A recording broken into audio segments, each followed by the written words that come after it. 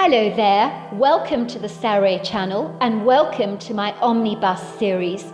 I've got so many of these omnibuses that are going to come out so that you'll be able to listen to an hour's worth of stories, which I know you're going to love.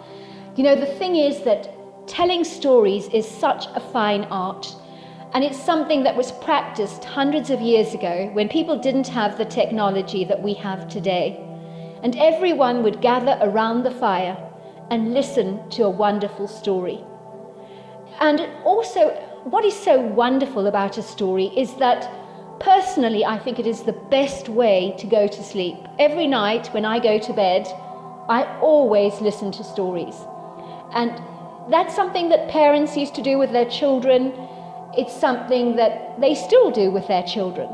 There's nothing better than a good story. And so I hope you're going to enjoy this series. And before we start, I just want to say, do subscribe to my channel because you don't want to miss out on anything. Because I'm in for the long haul and I want to make sure that you get the most stunning stories to go to bed with at night or to listen to when you want to be one of those people sitting beside the fire and listening. Don't forget to subscribe to my channel and let's get started. I hope you're going to enjoy the omnibus. Dear Sarah and all your lovely listeners, 12-year-old Karen Wheaton stared out of the cabin window at a white ethereal winter wonderland that stretched out before her like a spectacular heartwarming Christmas card. She couldn't help but feel that if all the snow-covered Christmas trees were bountifully arranged with colourful Christmas baubles and a plethora of silvery tinsel, the sight before her eyes would become even more perfect. But she reasoned it would be quite a laborious job to decorate all the trees in the woodgrove with tinsel and Christmas baubles. It would be such a mammoth project to undertake that would make turning the Christmas lights on in Madison Square Gardens seem like a breeze. Still, you could dream, couldn't you? And Karen had prided herself in having a great imagination that had served her well as a little girl, when she had no brothers and sisters to play with. Back in those days she had created her own invisible friends for herself, so she never ever had to feel alone. Karen Wheaton may have only been 12 years old, but she'd never tired of the extraordinary visual beauty of the Alaskan wilderness, and was used to the snow-covered scene that greeted her every year like an old friend, when once again she arrived at her grandparents' cabin, sometimes with her mother Zelda at her side, and other times completely on her own, depending of course on whether her mother had been given time off for Christmas, as her mother was an ER doctor working in accident and emergency, and sometimes her mother was expected to work over the Christmas season, which was something that Karen was well used to by now, so she never complained about it. Karen adored coming to Alaska for the Christmas season year after year to spend quality time with her grandparents, which she wouldn't have missed for all the world. Every year Karen would eagerly charter a flight from Pennsylvania to Anchorage, where an independent bush plane would fly her out to her grandparents' cabin that was out in the middle of nowhere, and that made the experience seem all the more magical to her, because she felt so thrilled to be far away from everything, almost as if her grandparents, the cabin, and the snow-covered wilderness set out before her were all their own little secret world. Karen would quickly forget the hustle and bustle of city life back in Pennsylvania, as she happily settled down to a much more serene existence in the Alaskan wilderness with her grandparents. So for her, returning home after the Christmas sabbatical was quite the struggle. If she'd been given a choice, she'd have happily stayed with her grandparents forever. Karen was the first to understand why her grandparents had sought out this rather unorthodox way of living for themselves, even though her mother Zelda understood none of this senseless reasoning, and 10 years on, she still hadn't acclimatized to the fact that both her parents were now living in Alaska for the foreseeable future, with no intentions of returning to life in suburbia. Karen's mother Zelda had grown up in a delightful, charming, affluent area in Pennsylvania known as Chestnut Hill, which boasted cobbled streets and historic charm, where she'd been raised by her devoted, fun-loving parents, who had made sure that Zelda had wanted for nothing. They had worked exceedingly hard on her account to send her to the very best schools and universities, sacrificing much on her behalf. But when her parents finally retired, it was her father Elk's quintessential dream to move to the Alaskan wilderness. Elk Wheaton was the kind of man, when he said he was going to do something, he usually did it, for he was not willing to give up on his dreams. Over the years he had busted his guts to raise enough money to accommodate those wistful dreams of his that he was determined to one day turn into a reality. When Zelda Wheaton was growing up, her father had talked tirelessly about his retirement years, with the same kind of enthusiastic conviction, impassioned zealousness, and wistful longing that a kid might express when talking about what he or she wanted for Christmas the following year. Elk Wheaton would rub his long wispy greying beard, giving it a few affectionate tugs, and longingly say, "When I get into my late 50s, or possibly early 60s, me and your mother, Zelda, we are going to leave Chestnut Hill for good. I know this is a charming place to live, and we've been very happy here. But me and your mother would love to live in Alaska." He had addressed his daughter warmly and said, "Of course, Zelda, you would be welcome to join me and your mother on our Alaskan adventure. But I rather think by then you will have flown the nest and chased after a medical career, if I'm not wrong." For Zelda had talked tirelessly from the age of 9 about how one day she was going to become a doctor and focus on making people well again. Elk rather suspected that a sanctuary like Alaska would never be exciting enough for someone like Zelda, but he told her that should she wish to join them on their adventure, she was more than welcome to do so. Zelda would raise a doubtful brow and say, "Yeah, right, you're going to move to Alaska, are you, when you retire?" "I don't think so, Dad," she'd say, shaking her head furiously, for she hadn't believed a word of it. Even though she was well aware of the fact that Elk Wheaton, her ungovernable, strong-willed, very obstinate father, who was both headstrong and determined, was not the kind of man that would say things off the cuff for no reason at all. Zelda's mother Dora would say, "Why are you so sceptical, love? I can see you don't believe a word of what your father is saying. But he's being deadly serious about moving to Alaska, you know. But if you must know, Zelda, me and your father started saving for this Alaskan adventure long before you were even born. That is why your father has worked so passionately hard over the years and sacrificed so very much. We will move to Alaska one day, you know. It's exactly what will happen, as suburban living isn't for us, as lovely as it is around here. But the only reason we live here in Chestnut Hill is for your father's work. And of course it's been the quintessential opportunity to send you to great schools. But when the time is right, Alaska is definitely our new future." Zelda had thought it was all pie in the sky, of course, and wishful thinking on her parents' part. It would seem her father was an idealistic romantic at heart, and her mother was no better. But moving to Alaska was a very impractical decision that she was sure would never come about, especially not when her parents turned 60. She was certain by the time they got older, they would realize it would be a ridiculous, unfeasible dream to move to Alaska. She would, of course, be the first to admit that her father Elk was an outdoorsy person who loved nature and the indigenous wildlife of the Americas.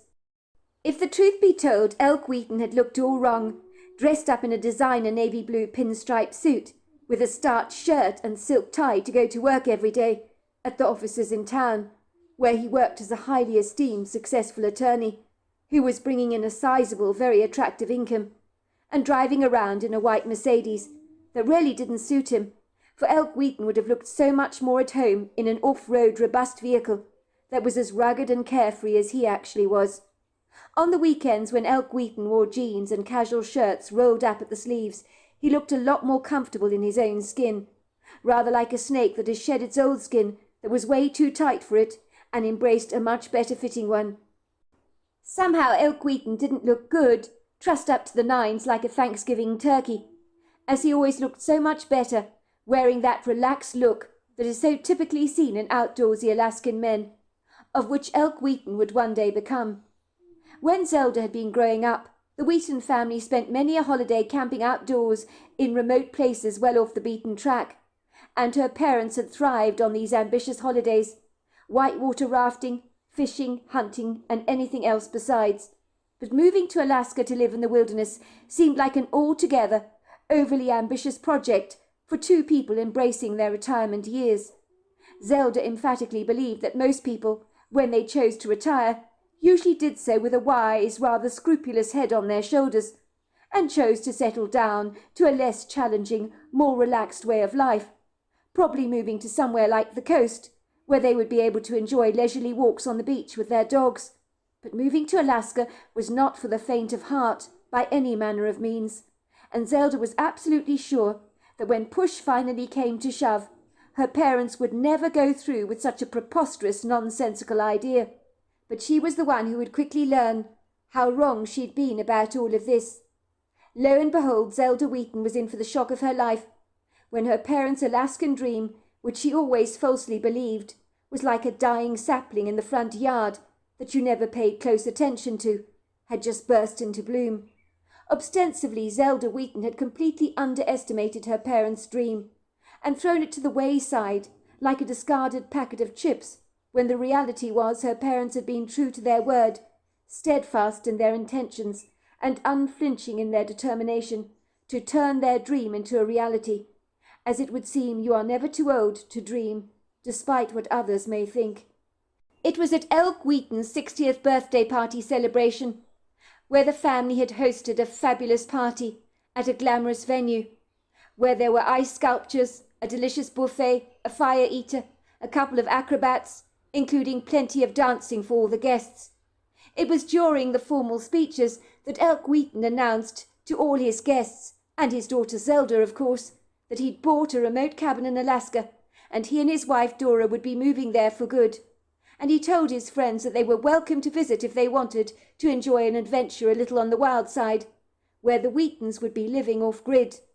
While friends applauded them for their intrepid plans and wished them well, it would seem clandestinely behind the scenes, no one believed Elk or his wife Dora had what it took to live in the Alaskan wilderness, despite being outdoors enthusiasts.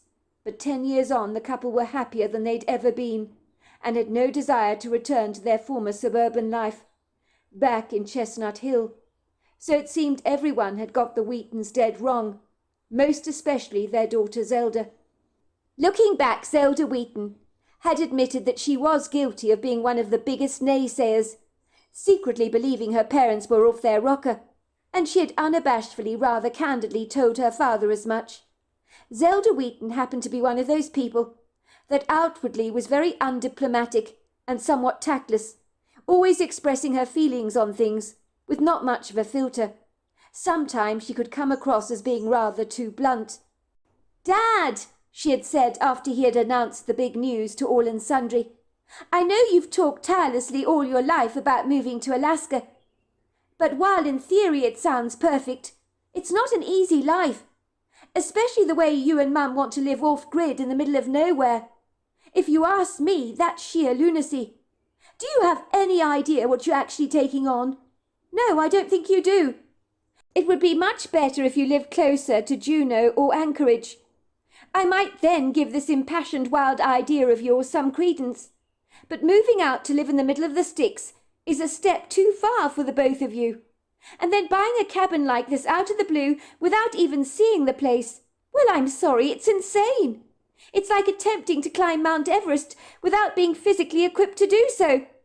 And what, Dad, if it all ends up in failure?" "Why are you so dreadfully sceptical, love, of a dream I've had since I was a child?" her father had teased. "I'm financially secure now. I've worked damned hard over the years for this, so that me and your mother can afford to move. We can now do what we've longed to do since we first got married. I'm not naive, of course. It's going to be hard, but life would be pretty mundane without challenges along the way, don't you think? I, for one, intend to embrace them all every step of the way, with wide open arms. Bring it on, I say." "But Dad, look at other couples your age. They don't just randomly decide to jump in the deep end and dive in with the sharks, which is what you and Mum are actually doing. I'm sorry, but it is. It's the only way I see it." Elk Wheaton shrugged his large shoulders nonchalantly and tugged at his large wispy beard. His eyes looked deeply reflective. Finally he said, "That's the problem for many retirees these days. I've seen it with some of my friends, you know. They leave their careers behind to retire, and then they have nothing to do, and their lives become somewhat starched by routine and drudgerously boring. And me and your mother, we don't want that. We are in for the time of our lives moving to Alaska, and we're going to embrace this adventure with an impassioned enthusiasm." "Dad, I sincerely hope it's going to work out for you and Mum," Zelda had said, unable to hide the tentative concern that was creeping up in her voice. "I just hope the two of you aren't making a grievous mistake, that's all. One that you're going to live to regret. You do know, Dad, that Alaska has a high suicide rate, an excess of drinking and drug problems. Some people can't handle all that ongoing cold weather. It depresses them so much, so they medicate themselves with drugs and alcohol. Then there are all those people that go missing in Alaska every year. You mustn't forget about that. They disappear for reasons unknown, but they're never ever seen again, especially people who live in remote parts of the wilderness near the Alaskan Triangle. What if you were to become one of those stats, Dad, and you and Mum vanish, like so many have done, never to be seen again? When you're living in the middle of nowhere, anything could happen to you, and no one will be able to come to your rescue if things go badly awry.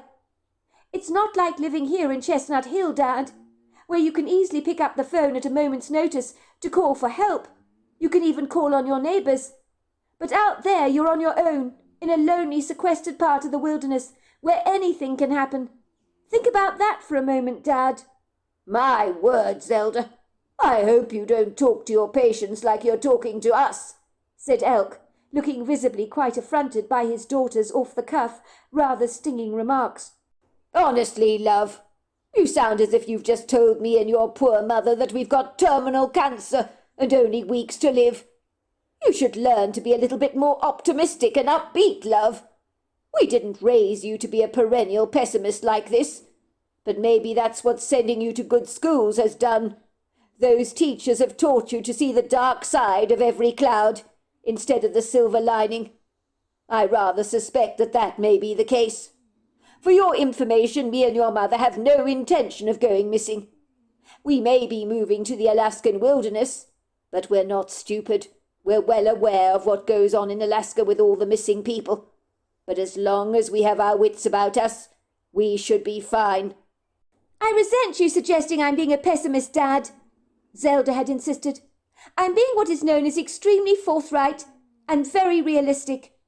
I just want you and Mum to know what you're getting yourselves into before you come running back to Chestnut Hill with your tail between your legs, feeling a tad foolish for taking on more than you can chew. You're not as young as you used to be, Dad, I might remind you, so the things you were easily able to do when you're younger are going to be a lot more taxing now. Besides, in my experience working in the ER with older people that sometimes come in after a nasty fall, I've noticed more of them are intolerant to the cold. And some of those winters in Alaska, with temperatures dropping well below zero, well, they're not going to be pleasant, Dad, and definitely not plain sailing." "We are well aware of the cold weather in Alaska, love, during the winter season," Elk had responded. "Me and your mother have prepared ourselves for that. We're not going to Alaska with our eyes half closed. We know exactly what we're doing and what we're taking on." "Well, I hope to God you do, Dad," Zelda had said. "Maybe you're right. Maybe I am being pessimistic about all this. But if you saw the amount of people that come through accident and emergency on an evening, when they're rushed into hospital, requiring life-saving procedures, it's hard to see the world with a rosy glow. Every single day of my life when I work with patients in the ER, some who don't make it, I'm always reminded of how desperately fragile life is, how we can be here one minute and gone the next. Death is no respecter of persons or of age, Dad, and that frightens me a lot." "But of course it does, love. But you see death every day, don't you? It's your job to work with people in life-threatening situations that don't always end up well. But don't allow your job to cloud your judgment when it comes to me and your mother. Apart from anything else, you point out very wisely that life is fragile. But it's also pretty pointless to live your life in perennial fear. for you'll end up like a sweaty ham sandwich wrapped up in cling film all the time. Life is for the living, and me and your mother have had life good so far. If we dropped down dead tomorrow, I wouldn't have anything to complain about, because my life has been amazing. But if God gives me the grace to enjoy another 20 or 30 years, I'd like to spend that part of my life in the wilds of Alaska, living out in nature, because it makes me feel alive. Look how me and your mother would light up on every holiday we went on, which invited us to challenge ourselves. I'm sure you must have memories of that." Zelda rolled her eyes in the back of her head in exasperation. "You can say that again, Dad. You've always loved living on the edge. You always seem to welcome that, don't you? I've never understood it." "Well, there you go then, love. You've answered your own question.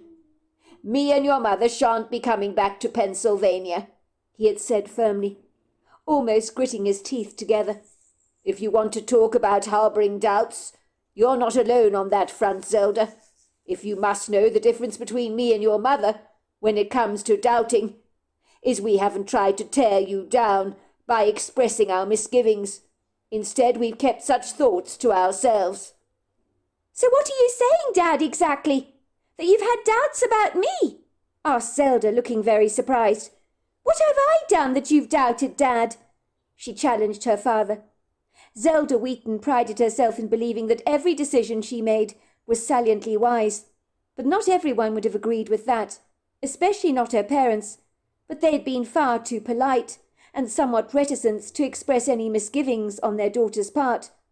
But in this quintessential moment, when emotions were lying unambiguously bare, Elk suddenly felt his daughter needed to know some home truths, so he answered her question without trying to duck for cover. He shrugged his shoulders nonchalantly, to make light of the situation, with gestures that defined a light-hearted body language, but all the while he was meeting his daughter's steely, somewhat fiery gaze head-on. It was almost as if Zelda's eyes were saying, "Go on, I dare you, Dad." But Elk was not remotely intimidated by his daughter's challenging look.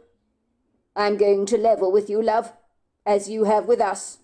If you must know, me and your mother were cynical when you first announced that you had got a perfect stranger that you met in a bar to impregnate you with his sperm, so that you could have a baby.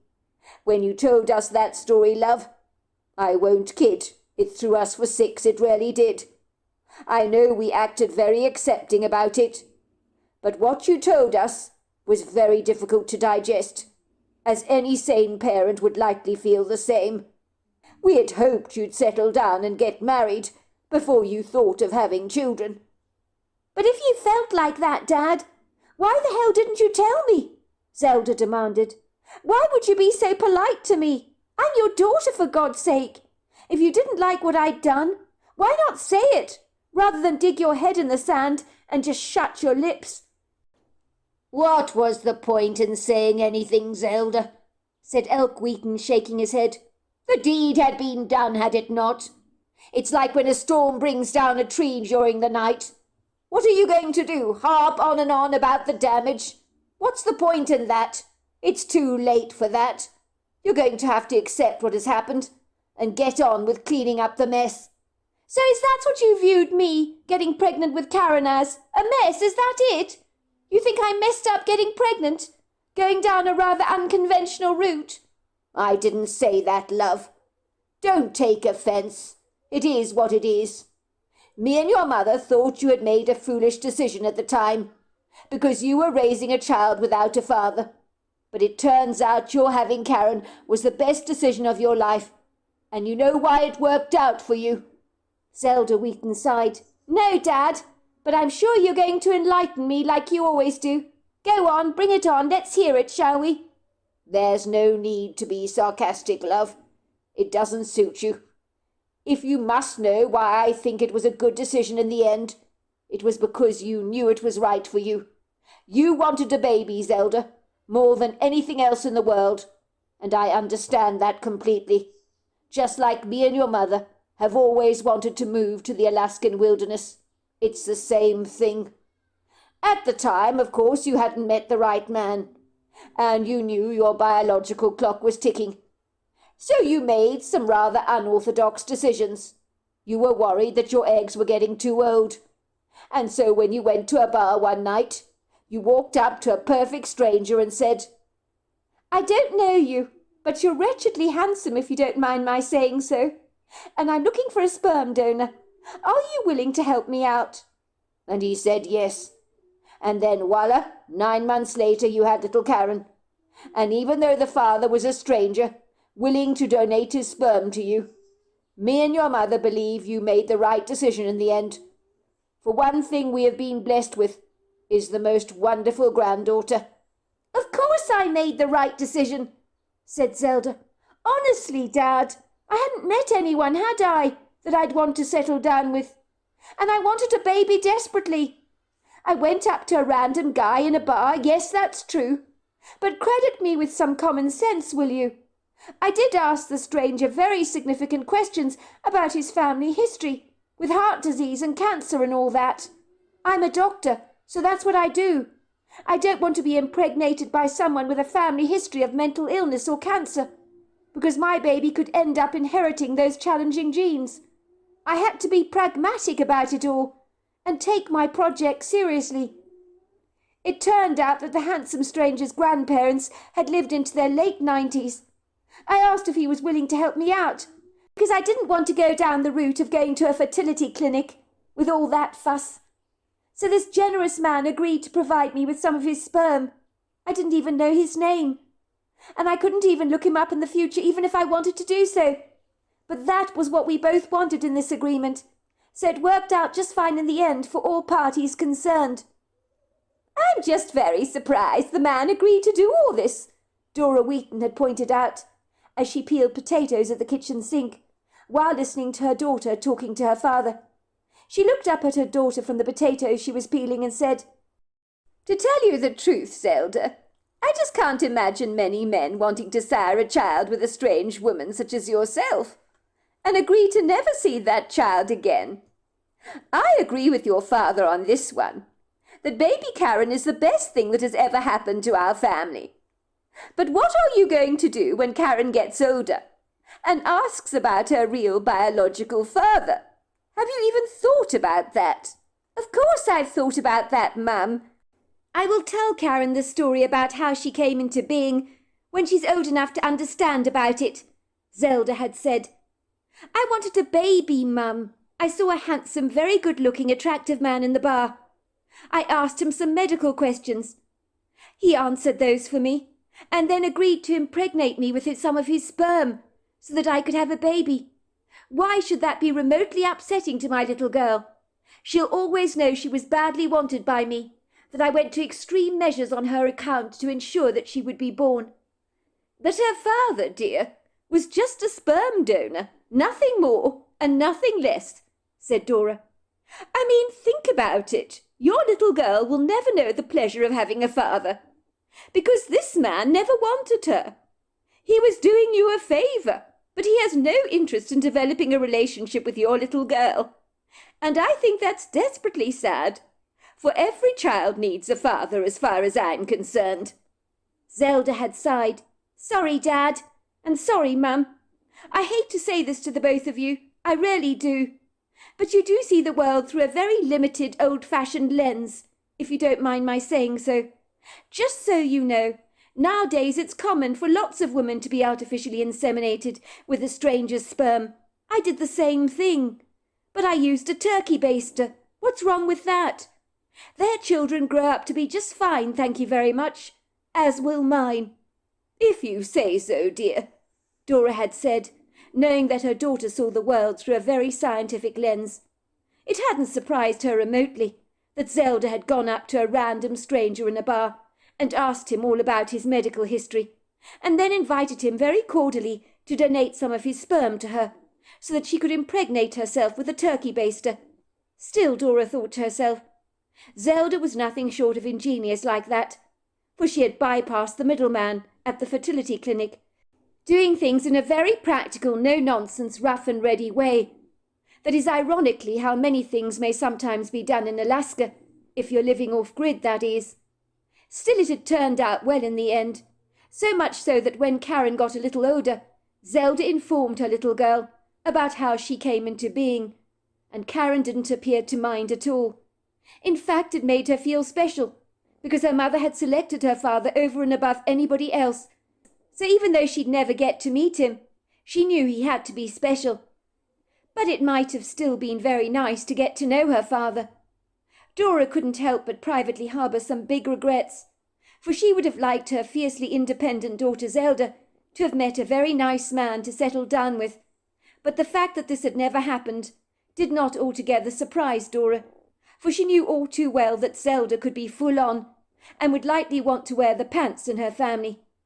So whoever she married would likely have to live in her shadow, and let's just say no self-respecting man wants to do that. Zelda frequently asked her mother what it was about her that made men shy away from her, and always failed to make any form of commitment. "I'm attractive, aren't I, Mum?" she had asked frequently. "What's wrong with me? When a man gets to know me, he suddenly loses interest fast. What am I doing wrong?" Dora wanted to tell her daughter that her dominant, overbearing, rather bossy attitude towards everything, and the way she often ordered people around like she did in the ER, were not exactly the attributes a man was looking for in a relationship with a woman, for no man wants to feel demasculated. She knew that Zelda more than lightly intimidated the men she met. She was so damn headstrong and opinionated. Dora could see her husband Elk in her daughter all too clearly, but no man in his right mind would want to be married to a woman that displayed the same indomitable characteristics of her husband Elk. Karen Wheaton's mother Zelda loved her job in accident and emergency. She was efficient and organised in everything she did, holding her own in some of the most grisly, life-threatening situations that were not for the faint of heart by any manner of means. She was the kind of unflustered, stoic woman who never panicked in a crisis, even when the patient in question had gone into a full-blown cardiac arrest. Zelda would take control of the situation so breezily, so much so that all the staff she worked with remained calm and collected throughout the procedures, thanks to Zelda's very serene attitude. These remarkable attributes that Zelda possessed meant that many patients had been brought back from the brink of death. Dora was sure her daughter's success in the ER was because she never panicked in very tense situations that could so easily go badly awry. Given Zelda's important role in the ER, some Christmases she would invariably spend at the cabin in Alaska with her parents and her daughter Karen, but other times she was on duty during the Christmas season, dealing with dreadful life-threatening calamities and accidents that would frequently occur over that time of the year, from shootings, car accidents, drunken binges, drug overdoses, family disputes, and the list goes on and on. Zelda had naturally seen it all, so nothing surprised her anymore. She had the admirable, resilient toughness you needed in such dire, life-threatening situations, where people's lives invariably hung in the balance, and were sometimes so desperately fragile that one wrong slip of the surgeon's scalpel could mean the end of that patient. This Christmas Karen Wheaton would be spending Christmas alone with her grandparents at their cabin. While she was sad her mother would not be joining her for this occasion, she was delighted to come to Alaska again and enjoy spending the festive season with the two people she loved best in the world. Although she wouldn't tell her mother that, of course. It was Christmas Eve, and Karen's grandmother entered the sumptuously cosy living room of the cabin with a contented smile written all over her face. She was so happy to have Karen staying with her and her husband Elk over Christmas. It would seem the older Karen got, the more Dora realized how her granddaughter bore an uncanny resemblance to her at the very same age, which was quite haunting really, as thanks to her granddaughter, many memories of her youth had come bouncing back like a ping-pong ball on the table. Dora Wheaton was humming to herself, but stopped short in her tracks when she noticed that Karen was staring out of the living room window rather wistfully, with a faraway look in her eyes that made Dora believe her granddaughter was lost in thought. She was intrigued as to what Karen was thinking about, so with a cheerful trill to her voice, she asked her just that. "Penny for your thoughts, Karen dear. If you don't mind my saying, love, you look as if your mind is miles and miles away.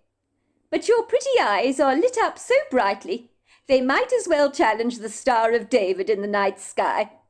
I dare say you look both happy and reflectful at the very same time. I do hope that you're not missing your mother, are you, dear? It's a dreadful pity she had to work in accident and emergency at the hospital this year over the Christmas season. I know it's an absolute bummer, but someone's got to do the job that none of us want to do. You know that your mother thrives in those very tense atmospheres, and when I'm sad, I try to remind myself about that. The lives that she saves every year is extraordinary, and when I think of that, I realize that I can't be selfish and wish she was here. She was always playing doctors and nurses at home as a girl, you know, examining her teddy bears all the time with a stethoscope. And I cannot tell you how many teddy bears of hers succumbed to a cardiac arrest. Of course, she always rescued them and made them well again, put them in her bed and nursed them to good health. Honestly, you should have seen what she was like. I know her current lifestyle doesn't make it easy for you, and I can appreciate that very much. Even when your mother was growing up as a girl, I actively discouraged her from becoming a doctor, because I knew something like this would happen. But there was nothing I could do to dissuade her or change her mind. She adores her job working in accident and emergency. I rather suspect it's a calling for her. No, I wasn't thinking about Mum not being here, said Karen. But I had no idea she'd examine her teddy bears when she was a girl for heart disease. That's hilariously funny. If she was so passionate about being a doctor at such a young age, I suspect you're right, Granny Dora. It must be a calling for her. I feel sorry for those poor teddy bears she had as a girl. They weren't allowed a moment's peace, I suspect. I imagine they were always sentenced to some kind of deadly impediment. Don't worry about me, Granny Dora. I've always been a bit of a dreamer. I'm not bothered about Mum working in ER over Christmas. I'm used to her taxing job and the strange hours she works.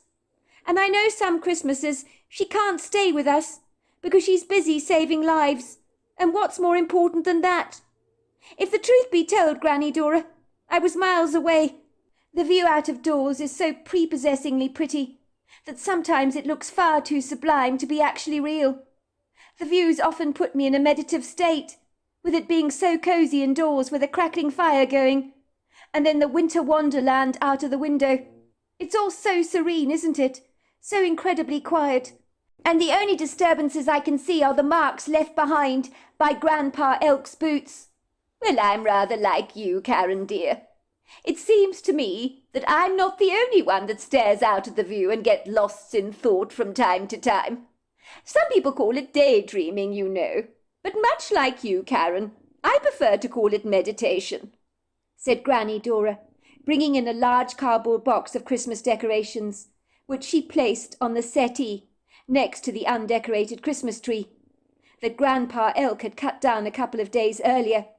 It had left behind a large trail of needles all over the floor, along with a pungent scent. If you really want to know what I was thinking, Granny Dora, I was thinking to myself how nice it would be if all the trees in the grove were covered with tinsel and Christmas baubles.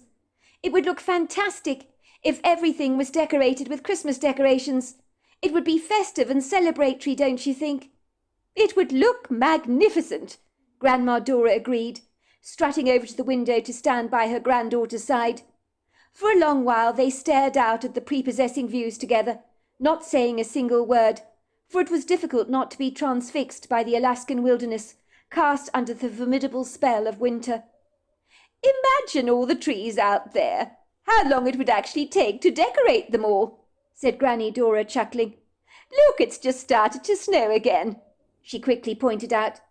It looks like one of those Christmas scenes in a glass globe, which you shake and the snow goes everywhere, don't you think? I used to love those things as a kid, you know.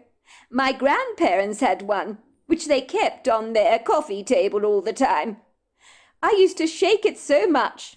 One day it broke, and I hid the broken pieces under the table and blamed the carnage on the cat. I guess in the same situation, I might have done the same thing, especially if there had been a cat around, said Karen, laughing. I'm glad you weren't perfect growing up, Granny Dora. Perfect? Goodness gracious me, no, love. I've never been that. and I haven't pretended to be otherwise." "It's so pretty out there," said Karen, sighing contentedly, looking up at her grandmother curiously. "You don't ever get tired of all the snow-covered wilderness out here, do you, Granny Dora? I mean, here in Alaska you have so much snow during the winter months every year. You moved to Alaska when I was 2 years old. But do you ever tire of the snow? Because you've lived here for now 10 years or so." "No, I can't say I ever get tired of the snow, although I dare say some people would conclude that I do. The snow out here is like a perfect crisp carpet. It's pristine. But in a city, snow can get dirty and incredibly annoying. I will admit, sometimes the cold bites through my old bones, and at my age, it's not always comfortable for me. But you get on with it, don't you? And I'm not going to let a little cold get me down. Never." "But you're still glad you moved to Alaska, aren't you, Granny Dora? It's so dreamily beautiful out here. I'm always counting the days for Christmas, so that I can be reunited with you and Grandpa Elk again, and stay in this lovely cabin of yours, because I love it here." "Well, I'm delighted to hear you say that, love. And I'm equally as thrilled that me and your grandfather moved here to this remote cabin in the middle of nowhere. You should see what Alaska is like in spring. It's a sight to behold, let me tell you, Karen. But it's a pity you're only here over Christmas, because you're missing out on so very much. Maybe your mother Zelda could send you to stay with us over the Easter holidays sometime." "I'd like that very much," Karen admitted. To answer your question, dear, no, I can't say I have any regrets about moving here to Alaska. I think it was the best thing me and Elk ever did. Likewise, Karen, if I can give you any advice as an older woman who has lived out much of her life already, number 1, do not ever worry about what other people think of you, or of some of the unorthodox choices you might choose to make in your lifetime, of which some people may judge you by. You need to live your life authentically as your own. Number 2, it's wise to follow your dreams like your mother has, pursuing her career as an ER doctor, and having you as well. And as me and your grandfather have done, coming to live here in Alaska. We made it happen for ourselves. So always follow your heart, Karen dear, and your life will not be filled with regrets. Because in my opinion, there is nothing that is worse than that. "That's really good advice, Granny Dora. I think following your dreams is very important, like you did coming here. Having said that, my mother always thinks that one day you'll wake up and decide that moving here was a very bad idea." "Well, your mother never did understand our desire to move to the wilderness," Granny Dora admitted. "Let's just say Zelda is quite social. Very ambitiously inclined, she is. She adores interacting with her patients and saving lives. And I certainly applaud her for all of that. I really do. Your mother really likes living in a thriving, bustling city with a booming heartbeat that never ever stops. She would be utterly miserable living out here, your mother, you know. For with the quiet serenity around here, she would absolutely believe that Alaska had no pulse. But she would be wrong about that. Living out here is definitely not for everyone, you know, Karen dear. Some people, much like your mother, dare I say it, would find living off-grid very rudimentary, Spartan, and insufferable.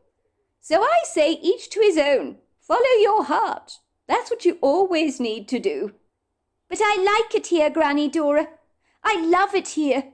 It's so much better than in Chestnut Hill." "Well, don't let your mother hear you say that, Karen. She'll think I'm brainwashing you to liking off-grid life far too much. She'll worry you'll end up living a sequestered existence in the Alaskan wilderness, and I'll get the blame for it all, I'm most sure.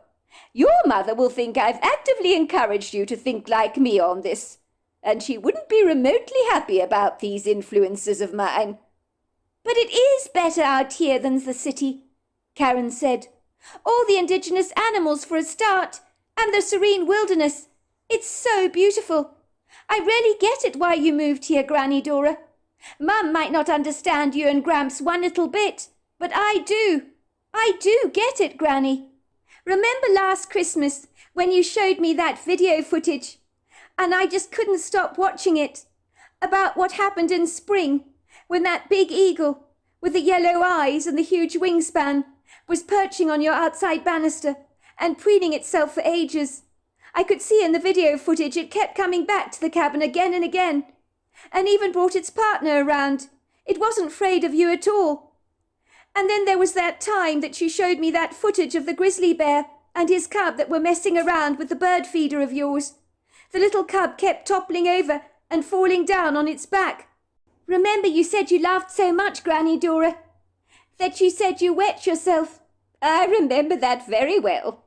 I'm afraid when I laugh these days, a little too much, the bladder of mine begins to play up.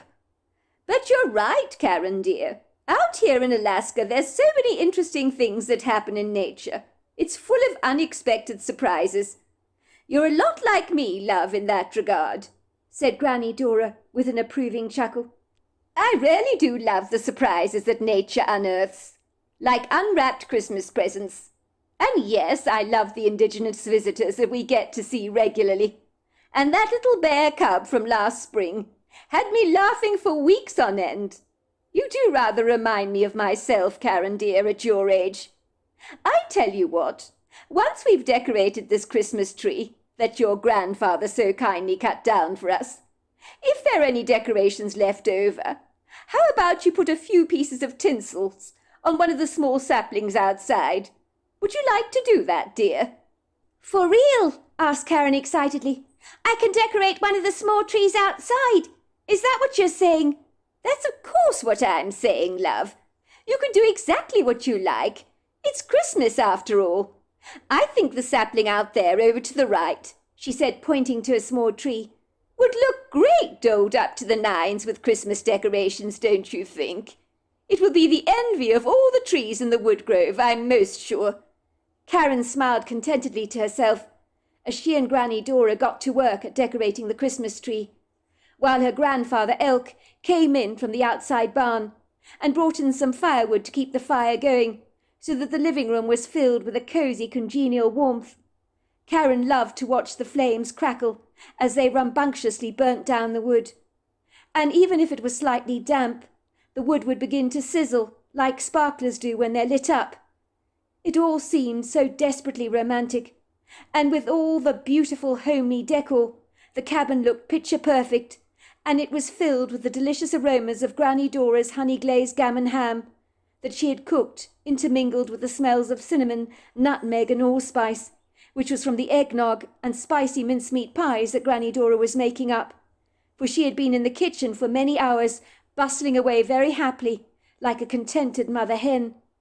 The snow was coming down in droves by the time that Karen had placed the ethereal-looking golden white angel on top of the Christmas tree.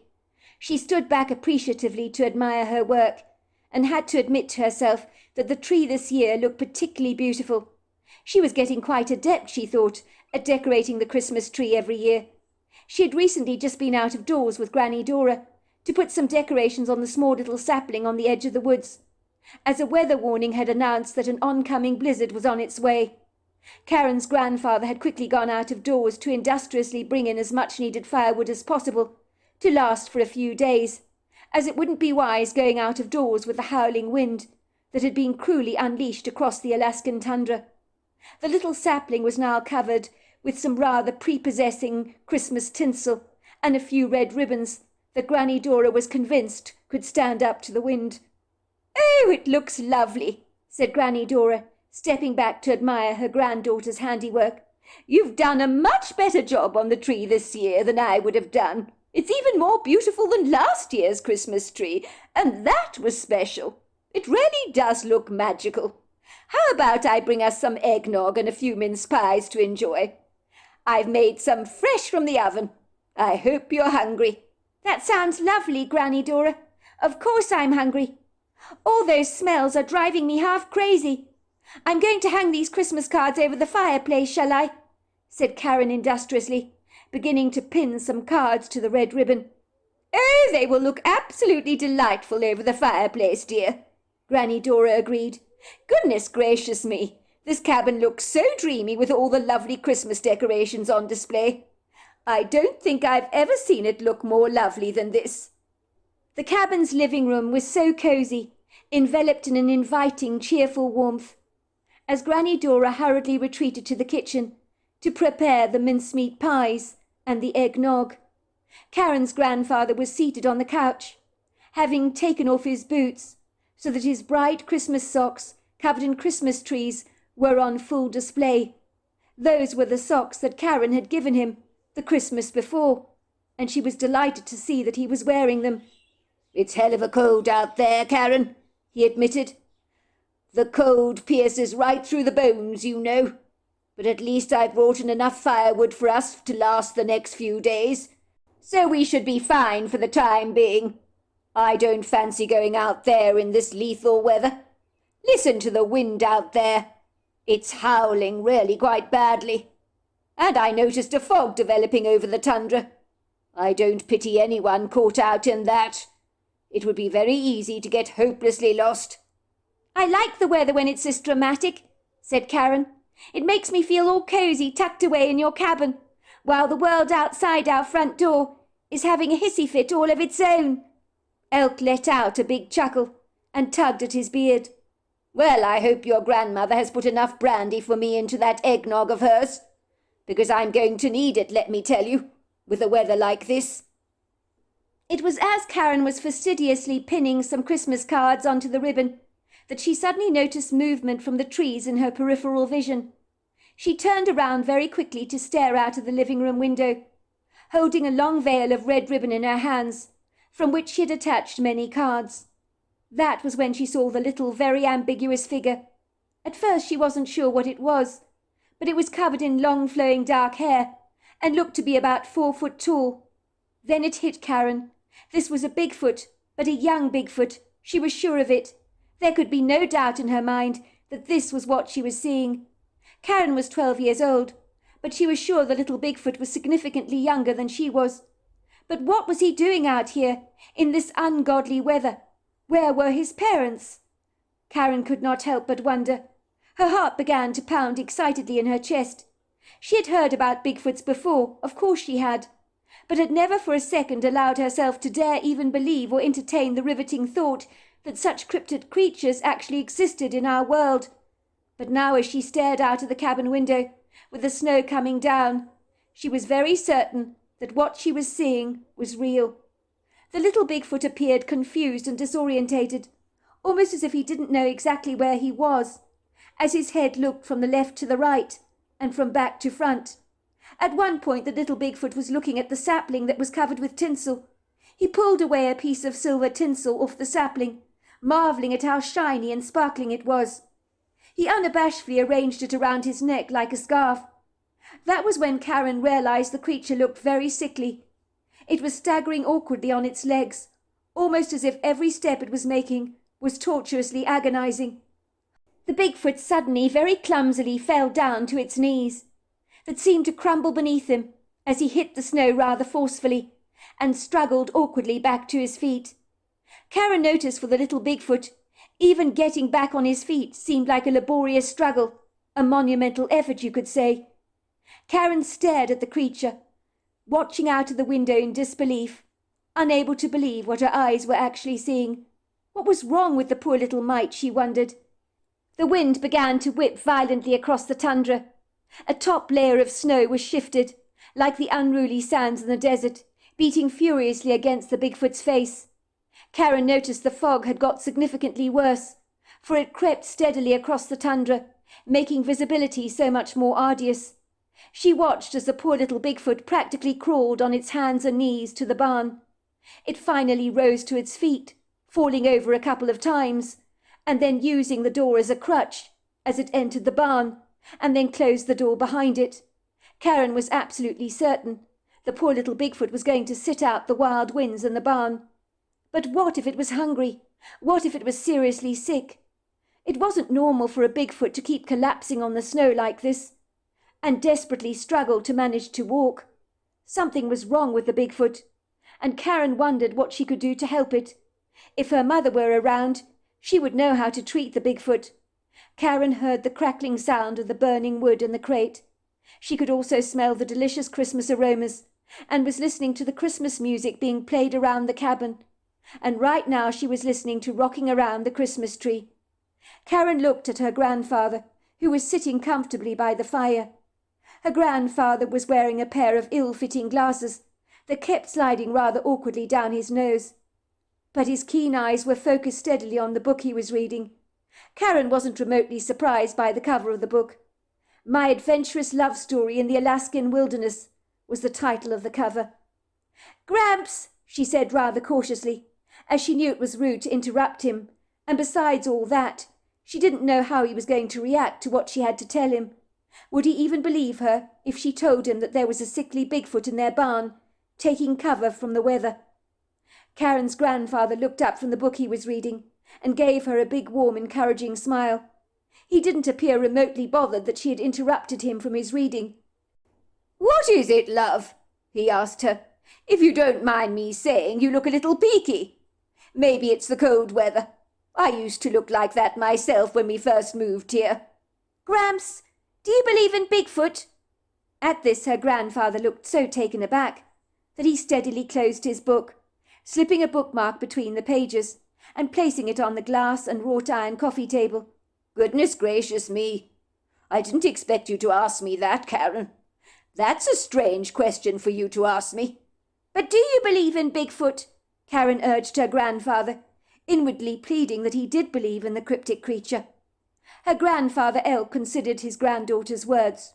"Well, I haven't given the matter much thought, love, to tell you the truth.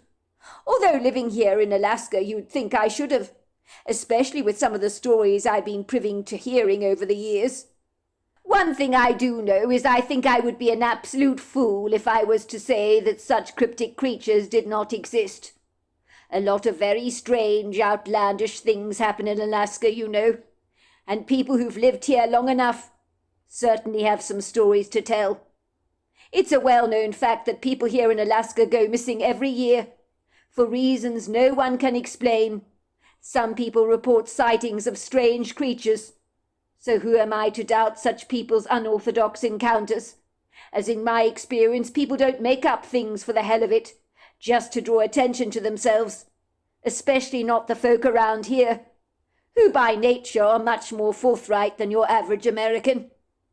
Grandpa Elk paused for a moment, as if reflecting on whether he should share something with Karen or not. "I have a good friend, you know, Karen. His name's Rick Sullivan. A very nice fellow he is, too. When me and your grandmother arrived in Alaska, we soon became very good friends with him, although we never really got to meet that wife of his. She always seemed to be a little elusive, which was a pity. Keeps herself to herself, if you know what I mean. Although from what I gather she has a plethora of friends, and is well liked. I would have liked your grandmother to have met her.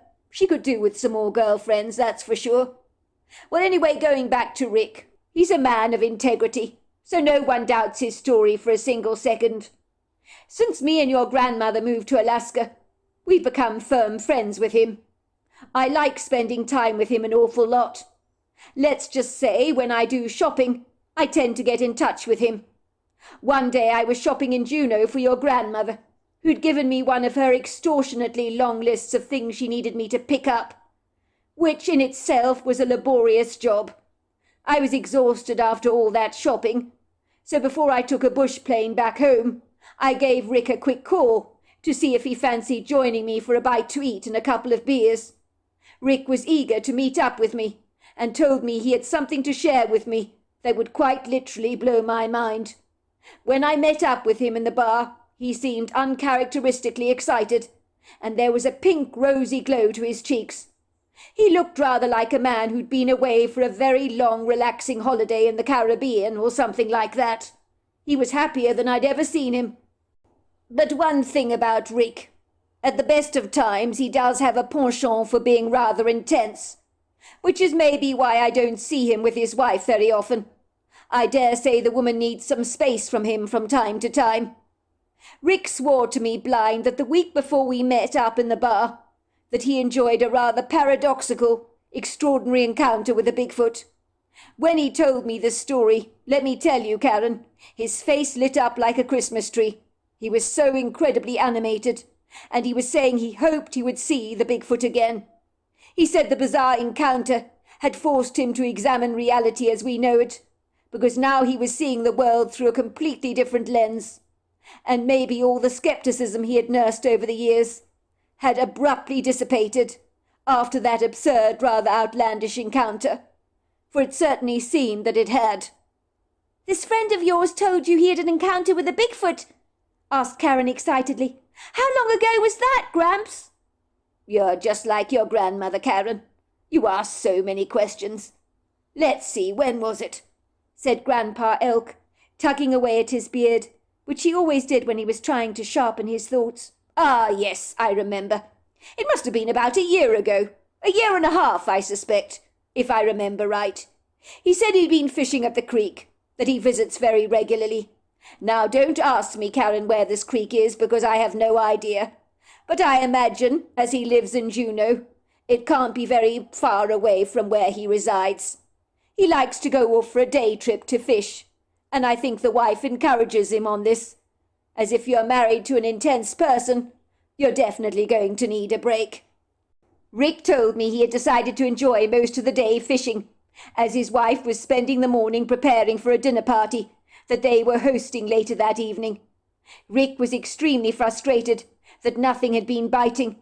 He usually goes on a fishing spree to unwind and relax, but on this particular occasion he had dutifully promised his wife that he would bring back a couple of wild trout for their dinner party, as his wife wanted to include a fish dish in the menu. Rick is a very confident fisherman, and to date he has never returned home empty-handed. But on this occasion he was feeling like quite the failure, as nothing was biting for him, which was very unusual. "Well, it's not his fault, Gramps, if he couldn't catch any fish, I mean. If you ask me, that wife of his was being way too demanding.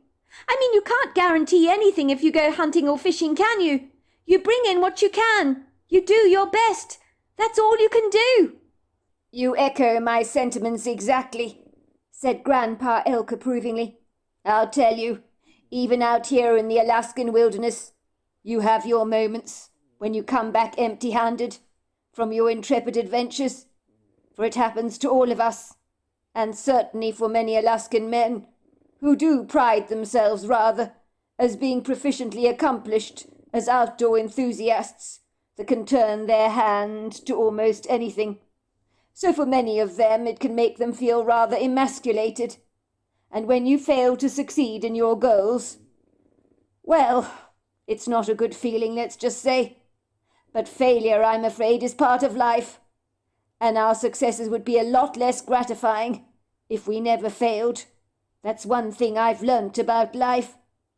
It would seem that Rick Sullivan had always been very lucky in regards to his fishing jaunts. He usually returned home with a sizable catch that he proudly showed off to his beloved wife. He considered the creek to be well stocked with an abundance of catfish, halibut, lingcod and rainbow trout.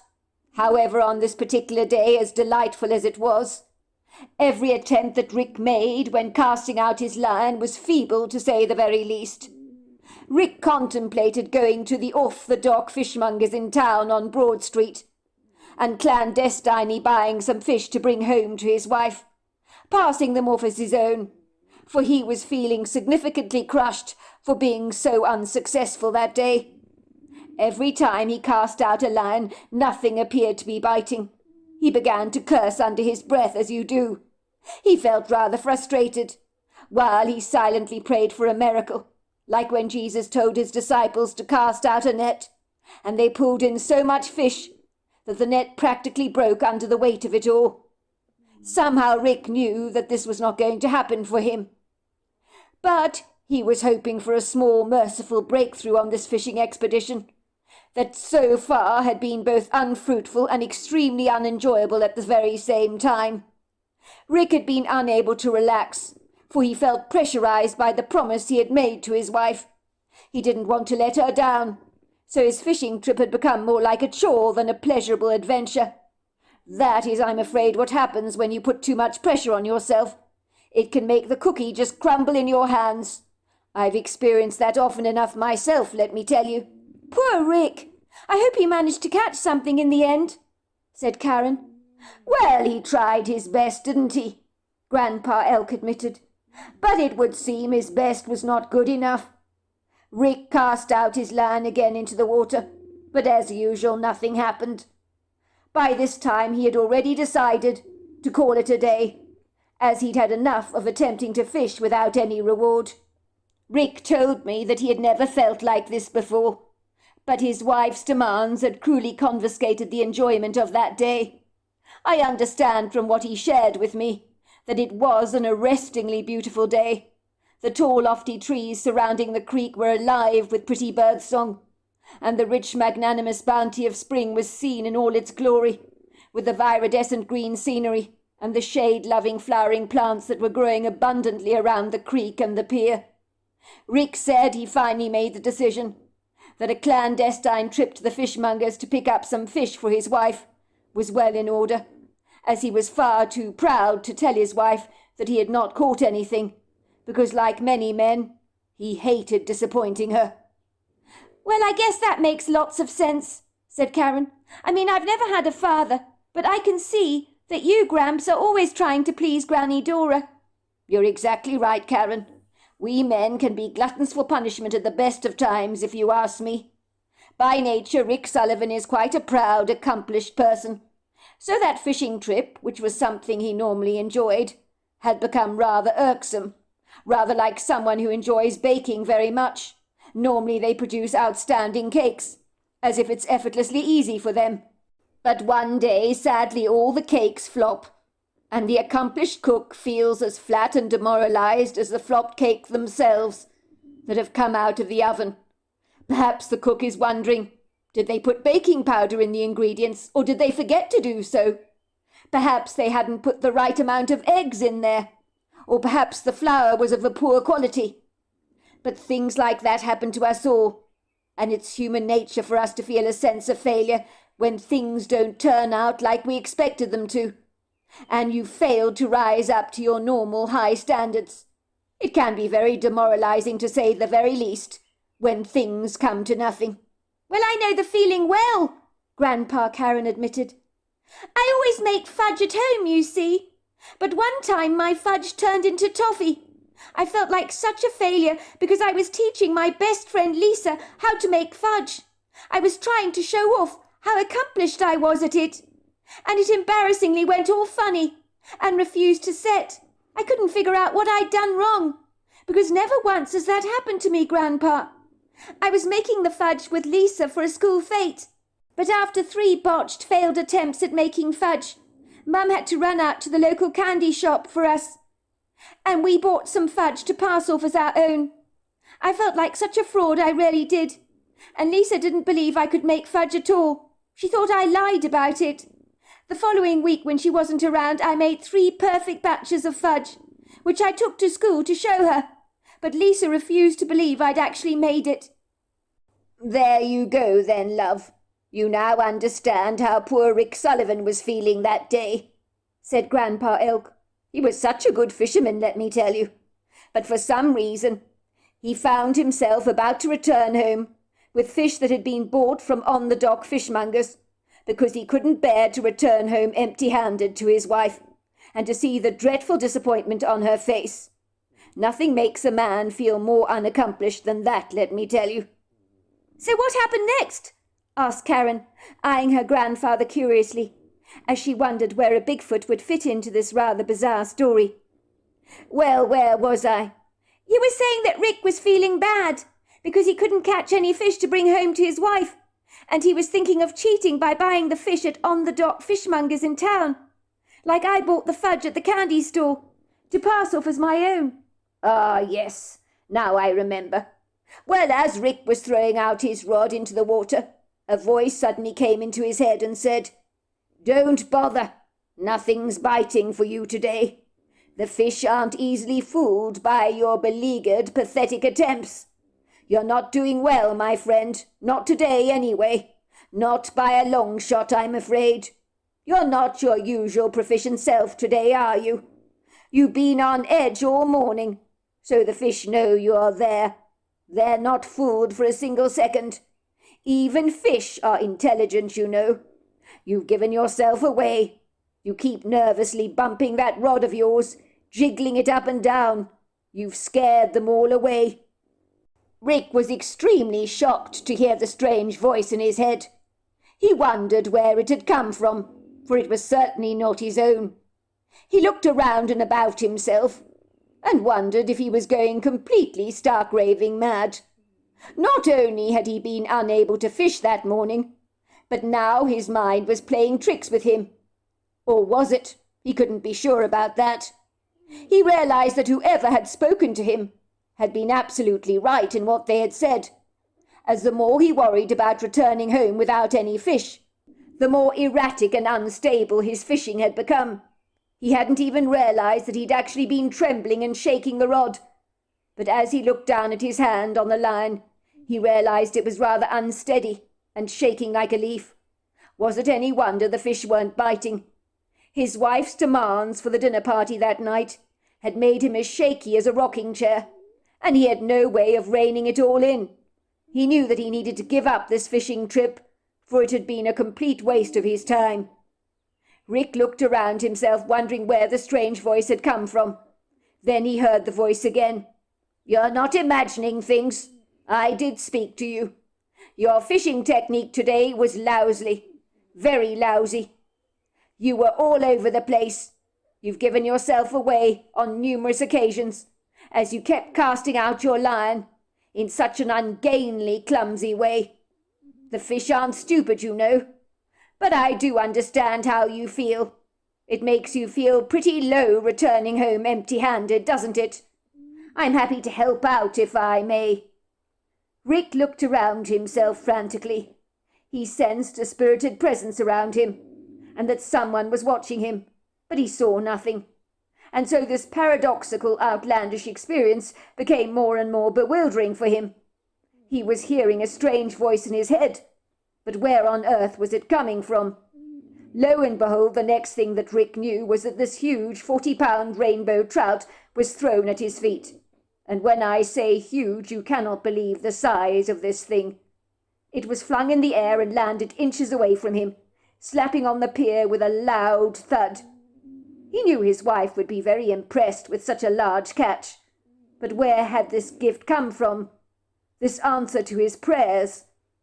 Rick looked around and about again to see who had sent him this manna from heaven.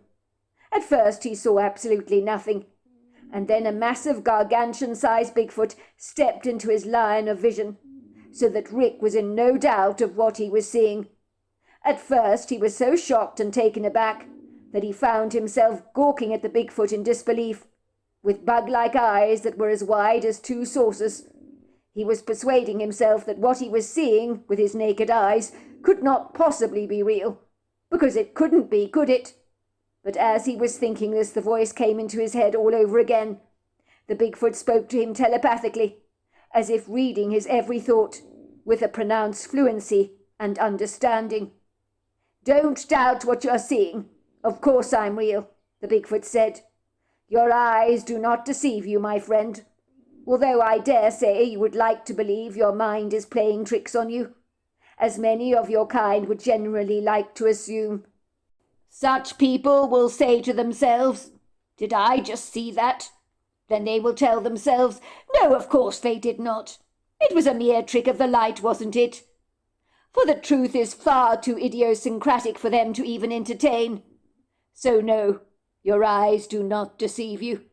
"Who are you?" Rick asked in his head, not expecting to receive an answer, but against all the odds an answer came. "My name is Zora. I've seen you fishing at this creek very often, but you've never seen me. You come here to let off steam, to relax, to enjoy yourself. But today you came to the creek with a heavy heart, as if you were carrying a huge burden on your shoulders, which is why your fishing went badly awry. The energy you gave off was so clipped with uncertainty. Was it any wonder you didn't catch a single thing? I know all about you. Your mind is like an open book that is very easy to read. In fact, your kind are all easy to read, and I can see the measure of a man by the energy he exudes. Yours is a kind and generous energy, of which I definitely approve. But you're also extremely serious Far too serious for your own good. It's very problematic to be like that. It can hold you back. You have to lighten up, my friend. The sky isn't going to fall on you tomorrow. I can assure you of that. You are a good man, which is why I've decided to help you out. Which is why I sent that fish flying towards you.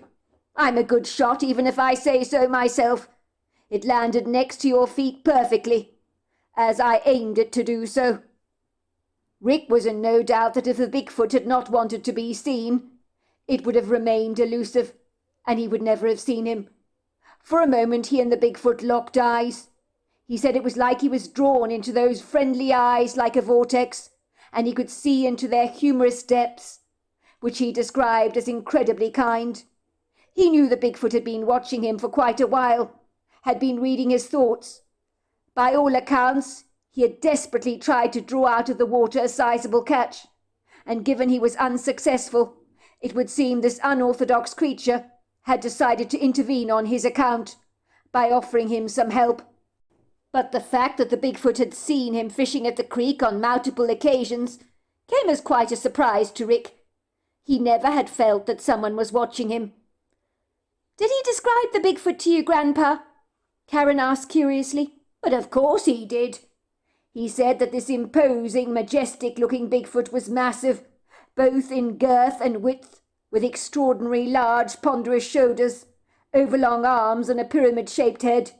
But he said the dark, soulful eyes of the creature were filled with both humour and a tender warmth, and had it not been for the Bigfoot's eyes, Rick completely believes he would have been terrified out of his wits, for the creature was just massive. He said if he saw that creature from a distance, he'd likely have been scared out of his wits." "Wow, that is extraordinary," said Karen. "That was so kind of the Bigfoot to give Rick a huge fish like that. The creature clearly had so much compassion. Thanks to the Bigfoot, Rick Sullivan didn't have to return home empty-handed.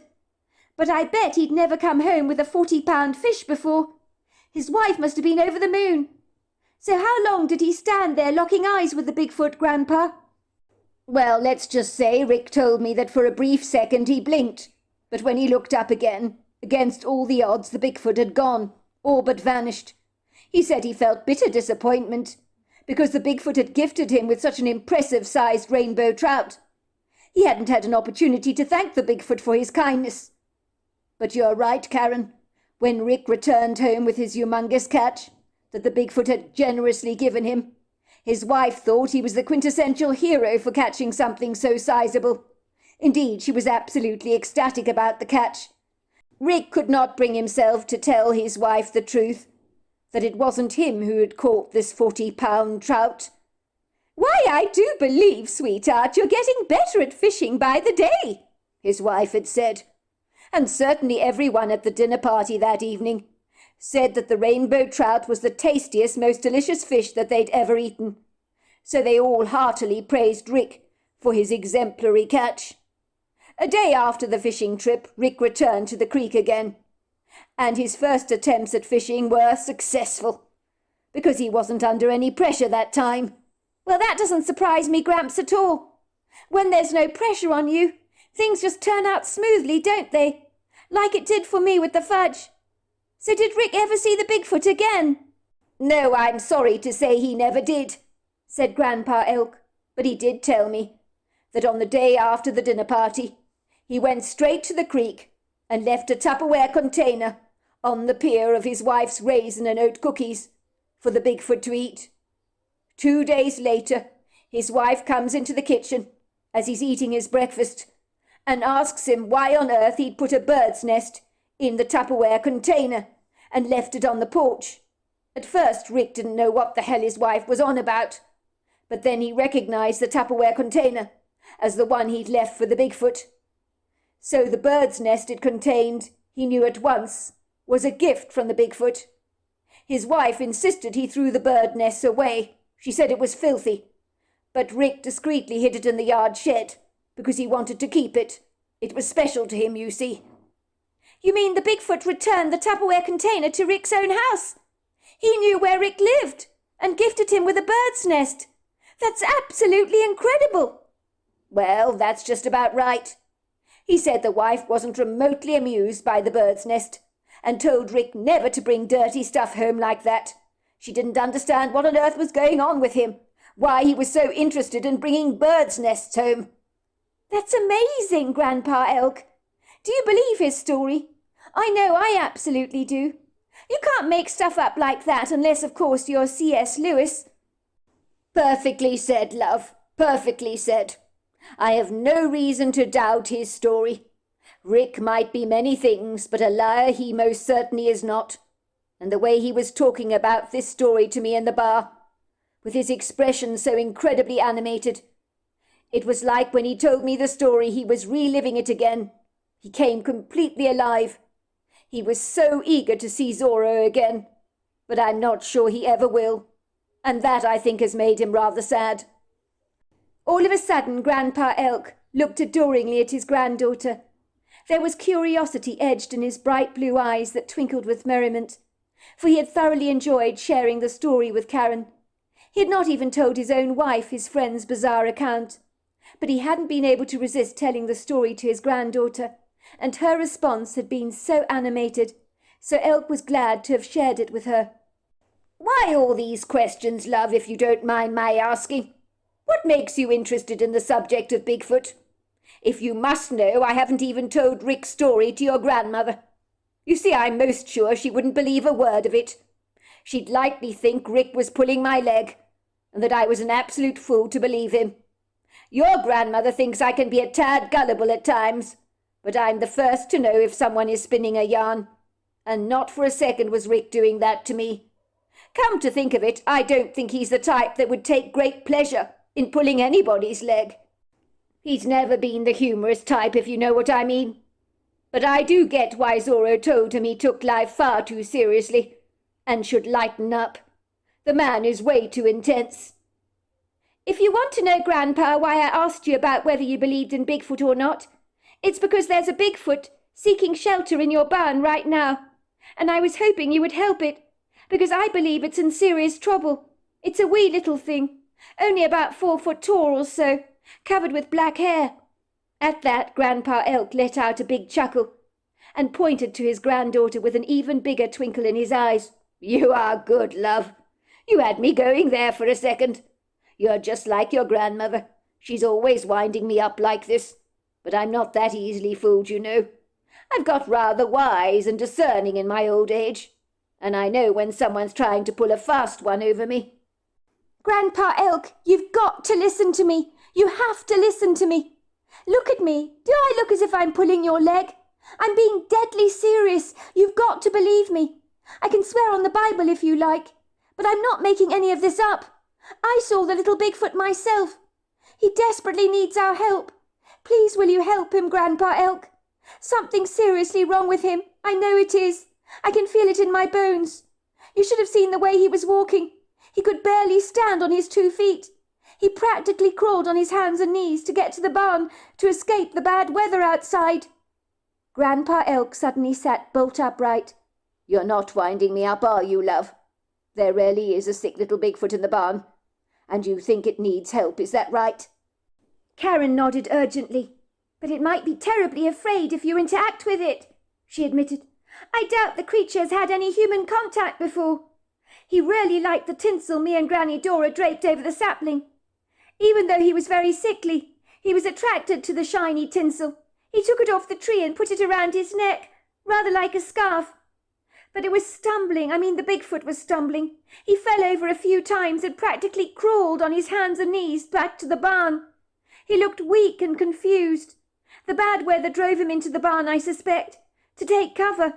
I could tell he was a youngling, because he wasn't well built. He was lanky and thin and only about 4 foot tall. There was no sign of his parents anywhere around. Maybe he's lost or something. If you're sick enough, you can get so disorientated and confused, can't you? When I had that flu badly the winter before last, when I was staying with you and Granny Dora, I was all over the place, if you remember. I need to check this out, said Grandpa Elk, rising very quickly to his feet. Karen watched Grandpa Elk hurriedly putting on his boots and warm outer clothing, preparing himself to embrace the opposition out of doors. for the fearsome wind was unabashedly wailing across the tundra. "Please can I come with you, Gramps? I think it's a good idea if I do, because the Bigfoot, being so little, might be intimidated by you. If I'm around you, maybe he'll feel more comfortable, because I'm small." "Very well, but the weather is very bad. Get warmly dressed, and we'll go out of doors, but hurry up. If your grandmother sees you going out with me in these formidable conditions, she'll have my guts for garters. I tell you what, tell your grandmother you're very hungry. Get her to make you a ham sandwich and some eggnog, and we'll take that out to the little mite. I'll take out my medical box with me along with a blanket or so, for the little Bigfoot to keep warm. It's freezing out there, let me tell you." Karen was very glad that her grandfather believed her story, and that she had indeed seen the little Bigfoot. But it had been such a paradoxical, fleeting sighting that she was beginning to doubt what she'd seen. What if she was badly mistaken, and she had to drag her grandfather out in these ungodly conditions to brace the blizzard outside, only to find when they got to the barn the Bigfoot was nowhere to be seen, because it had just been a fragment of her own imagination. If that were the case, Grandpa Elk would not be best pleased with her joke. He'd say it had gone a step too far, even though it hadn't been a joke at all. But that's what he would believe it was. And that would be a cruel thing to do, dragging her grandfather out, I mean. For the cold weather certainly made his arthritis play up a great deal. "I did see it," Karen told herself, glancing out at the sapling, to see that the silvery tinsel had indeed been removed by the little Bigfoot, and she was relieved to see it was missing from the tree, so it affirmed to her that she was indeed seeing accurately, and that the Bigfoot was real. The wind whipped across the tundra as Karen accompanied her grandfather, dressed in their outerwear, which included several layers of warm clothing and insulating puffer jackets that were very good at keeping in the warm. Granny Dora had made a ham sandwich for Karen and poured her a great big glass of eggnog, which Karen had clandestinely transferred to an empty Coca-Cola bottle that she had washed out in the bathroom and then filled with the eggnog. She picked out some fruit from the bowl in the living room, which included some fresh bananas and grapes, and she placed all the food in a little bag that she slung over her shoulders. Then, with her grandfather diligently at her side, they quickly made their way to the barn. Well, as quickly as they could, that is, closing the front door behind them as discreetly as possible, as they didn't want to arouse the attention of the overly protective and well-meaning Granny Dora, who would probably have kittens if she believed her granddaughter was caught out in the icy cold blizzard with her grandfather. Luckily, it would seem that Granny Dora was distracted getting her Christmas preparations out of the way, so she hadn't appeared to notice her two family members slipping out of the cabin into the ice-cold air. The Arctic ear pierced brazenly through her garments. Its insidious icy fingers certainly left Karen's teeth chattering furiously, and her fingers in her gloves feeling decidedly numb, almost as if they were about to fall off. She couldn't remember a time when she'd been this cold, but then again she'd never been foolish enough to go out in a blizzard before, for normally she'd stay wisely wrapped up warm indoors, seated by the warmth of a crackling fire. But the fate of the little Bigfoot overcame her reluctance to embrace these formidable elements. Even though the walk to the barn in normal weather conditions was pretty plain sailing, on a day like this, with the relentless winter weather behaving so badly and causing so much dreadful havoc across the tundra, that even a couple of trees in the grove had fallen over to their feet, collapsing like a couple of dead soldiers. The trip to the barn seemed to take an agonizingly long time, even though it was only a few minutes. But pushing up against the powerful resistance of the wind was challenging in itself. Once Karen and her grandfather reached the barn, they opened the door abruptly, and for a moment their eyes skimmed over the barn, but they saw nothing. Everything seemed to be in its perfect place, until Karen's eyes saw what looked like a big black rug lying across the corner of the room, in what seemed like a messy puddle. "That's him," she whispered to her grandfather, pointing out the puddle of hair on the floor. "I told you, he's a little Bigfoot. He came in here." Grandpa Elk and Karen walked very carefully towards the Bigfoot. It didn't appear to be moving, and Karen became unduly alarmed when she couldn't see the rise and fall of its little chest. What if the little Bigfoot was dead?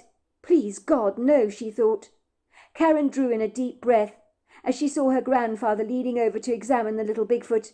He began touching it very gently and speaking to it in a low, reassuring voice. "We mean you no harm, little one. I'm just checking your vitals to see if you're all right. My granddaughter here saw you coming into the barn. She was very worried about you." Grandpa Elk continued to talk to the little Bigfoot, almost as if he believed the Bigfoot might comprehend and understand his every word. And maybe he did. "The wind is very bad out there. It's quite the blizzard. We're very glad you sought shelter in the barn, but we're worried about your condition. You might be rather ill, so we wanted to check your vitals to see if you're all right. If you have an infection, maybe, because if you do, I'd like to inject you, if I may, with some antibiotic and some steroids. It'll be a couple of pricks in the arm, but it should make you feel much more comfortable." "So it's alive?" asked Karen, looking over at her grandfather expectantly, with an expression of gratitude sweeping across her young face, because by the way her grandfather had been talking to the Bigfoot, she assumed that at least he was breathing. Grandpa Elk nodded. "I can feel the heartbeat, but it's worryingly slow, I have to say. The chest is very congested. The poor creature has clearly got some kind of chest infection, rather like pneumonia. Perhaps it needs antibiotics and steroids. I'm talking to him in the hope that he might understand me, but I'm not sure if he does." It was in that moment the little Bigfoot groaned and sat up very suddenly, its frightened dark eyes darting from both Karen to Elk.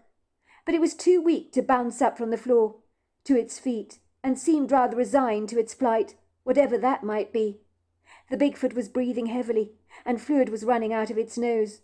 The poor little mite was not doing well, and that was very clear to see, and Karen's heart went out to the poor little creature, being alone in a stranger's barn like this, far away from its parents. The Bigfoot then fell back into its original fetal position and continued to sleep, as if it no longer cared or was concerned of the threat that Karen or her grandfather might actually impose to it, as it was clearly far too weak to resist their attempts to help him. Karen could only hope the little Bigfoot knew that they were there to help him. "He needs antibiotics and steroids fast," said Grandpa Elk, opening up his medical emergency kit and pulling out a needle. "The poor little Bigfoot could die if we don't help him. This infection is very bad, but the Bigfoot's a tough creature. I'm glad it found the barn to seek out shelter for itself, but I do wonder where its family is. I imagine they must be very concerned about his whereabouts." "You think he got lost in the blizzard, Grandpa? There's quite a fog out there, and it's getting worse by the second. It would be so easy to lose your way, especially if you're sickly, as this disorientated little Bigfoot is clearly. The poor thing is so scared of us, but it's too weak to react to us in any way." "I suspect you're right about that," said Grandpa Elk. "What are you going to do?" asked Karen, as she watched her grandfather inject the little Bigfoot with a powerful concoction of antibiotics and steroids. "Well, you can see I'm injecting the little creature here with some antibiotics and steroids," he said. "It could do with an IV drip and some intravenous fluids as well, but we're doing the best we can in the circumstances. I think Bigfoots are tougher and more robust than human beings are, so he does have a fighting chance of survival and making a full recovery. We just need to keep our fingers crossed for him." Elk lifted up the Bigfoot's rather floppy head and began soaking a sponge with some distilled water that he'd brought along in his medical chest, and began to squeeze the water into the little Bigfoot's mouth. The Bigfoot responded and sucked the sponge very thirstily. It seemed grateful to drink up the water. Karen was sure that the little Bigfoot must sense that they were trying their level best to help him. Elk wrapped the Bigfoot in a warm blanket, and then strategically placed the ham sandwich and bottle of eggnog his granddaughter had brought along with her at his side.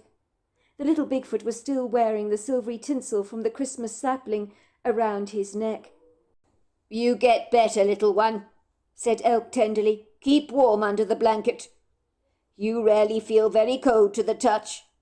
We better get back," he told Karen. "We don't want your grandmother to know we've been out on an intrepid journey together in this insane blizzard. She wouldn't be best pleased with us if she knew that." Karen nodded and obediently followed her grandfather, for she knew all too well how Granny Dora would react if she even had the slightest inkling what they had been up to. If their secret was uncovered, Granny Dora would likely shower them with the cold blasts of her furious indignance that would easily rival the icy cold air of the tundra. Grandpa Elk and Karen left the barn, only to be greeted by the wind beating furiously against their faces in icy blasts. Some of the snow had settled on Karen's eyelashes, and even on the end of her nose, burning her skin. Karen thought little about the unkind weather that beat so angrily against their clothes, for her thoughts were literally focused on the little Bigfoot. She was hoping that by Christmas morning they would return to the barn to find that little Bigfoot had fully recovered. "Don't tell your grandmother about our little adventure, love," Elk warned his granddaughter as they waded through the snow, leaving behind 2 trails of footsteps that if Granny Dora were to look out of the window she would likely see. "Let this be our secret." "Why shouldn't we tell Granny Dora about this?" asked Karen. "Your grandmother believes that the strongest in nature should survive, and that when animals die, it's part of the natural flow of things. She doesn't ever believe in interfering with wildlife in any way, if you know what I mean." "But it's not a wild animal, Grandpa," said Karen insistently. "The Bigfoot is practically human. We had to help it. Do you think it will survive, Grandpa? Please say it will survive. It's Christmas Day tomorrow, and I want the Bigfoot to make it. He's so cute, and he could easily be human if it wasn't for all the hair all over its body." "That is certainly true, love. I'm quite surprised by how human the Bigfoot is. But I don't want you to get your hopes up, do you understand? As I was saying, I think the little Bigfoot is hardwired to be robust. These creatures would never survive in the wild if they were not. After Rick's story over his encounter with the Bigfoot that he met at the creek, I thought talking to the little thing might reassure him. He certainly seemed extremely grateful for the water I sponged into his mouth. He should feel a lot better after the antibiotics and steroids have done their job. I'll look in on the Bigfoot tomorrow morning.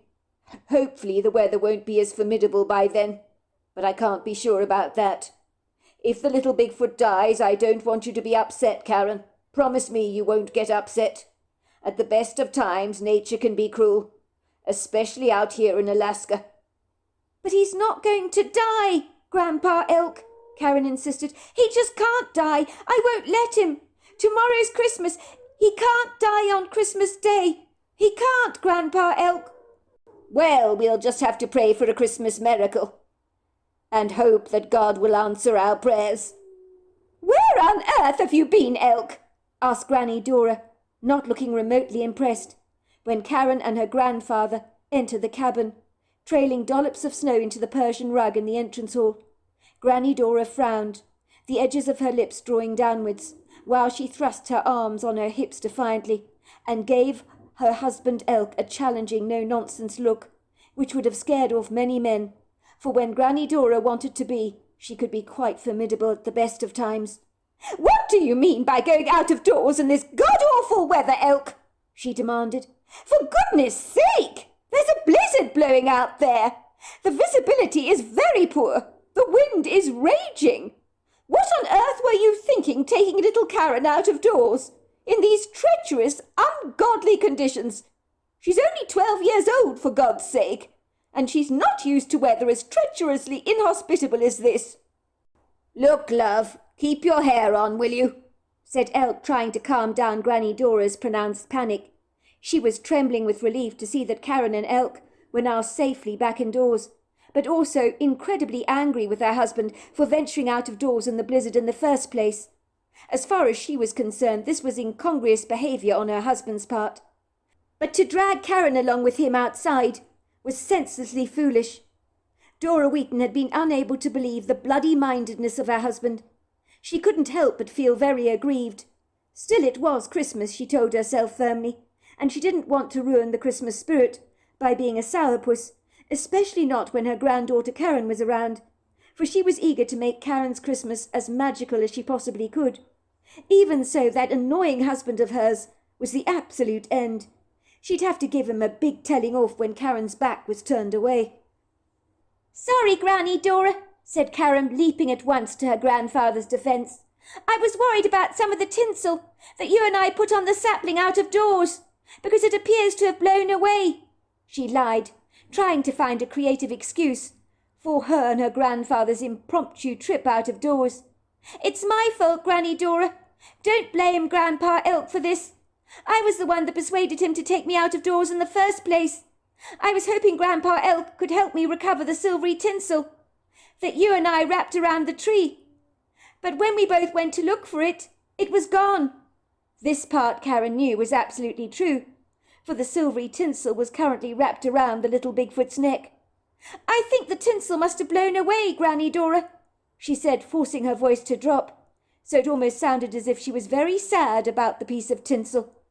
Grandpa Elk passed his granddaughter a grateful look, for he knew he didn't have a good excuse himself for escorting his granddaughter out of doors, with the wind blowing so fiercely that it had practically almost blown them to their knees, as fighting against a rambunctious wind like that was not for the faint-hearted by any manner of means. Granny Dora was not amused, but she tried her level best to compose herself, especially since her granddaughter looked so dreadfully sad about the silvery tinsel that must have blown far away by now. Granny Dora secretly chastised herself for ever suggesting that Karen should decorate the sapling out of doors in the first place. She couldn't believe that her husband Elk had actually agreed to take Karen out of doors to ludicrously chase after a bit of tinsel, with a raging blizzard blowing outside. What on earth was Elk thinking? Why couldn't he say no to his granddaughter?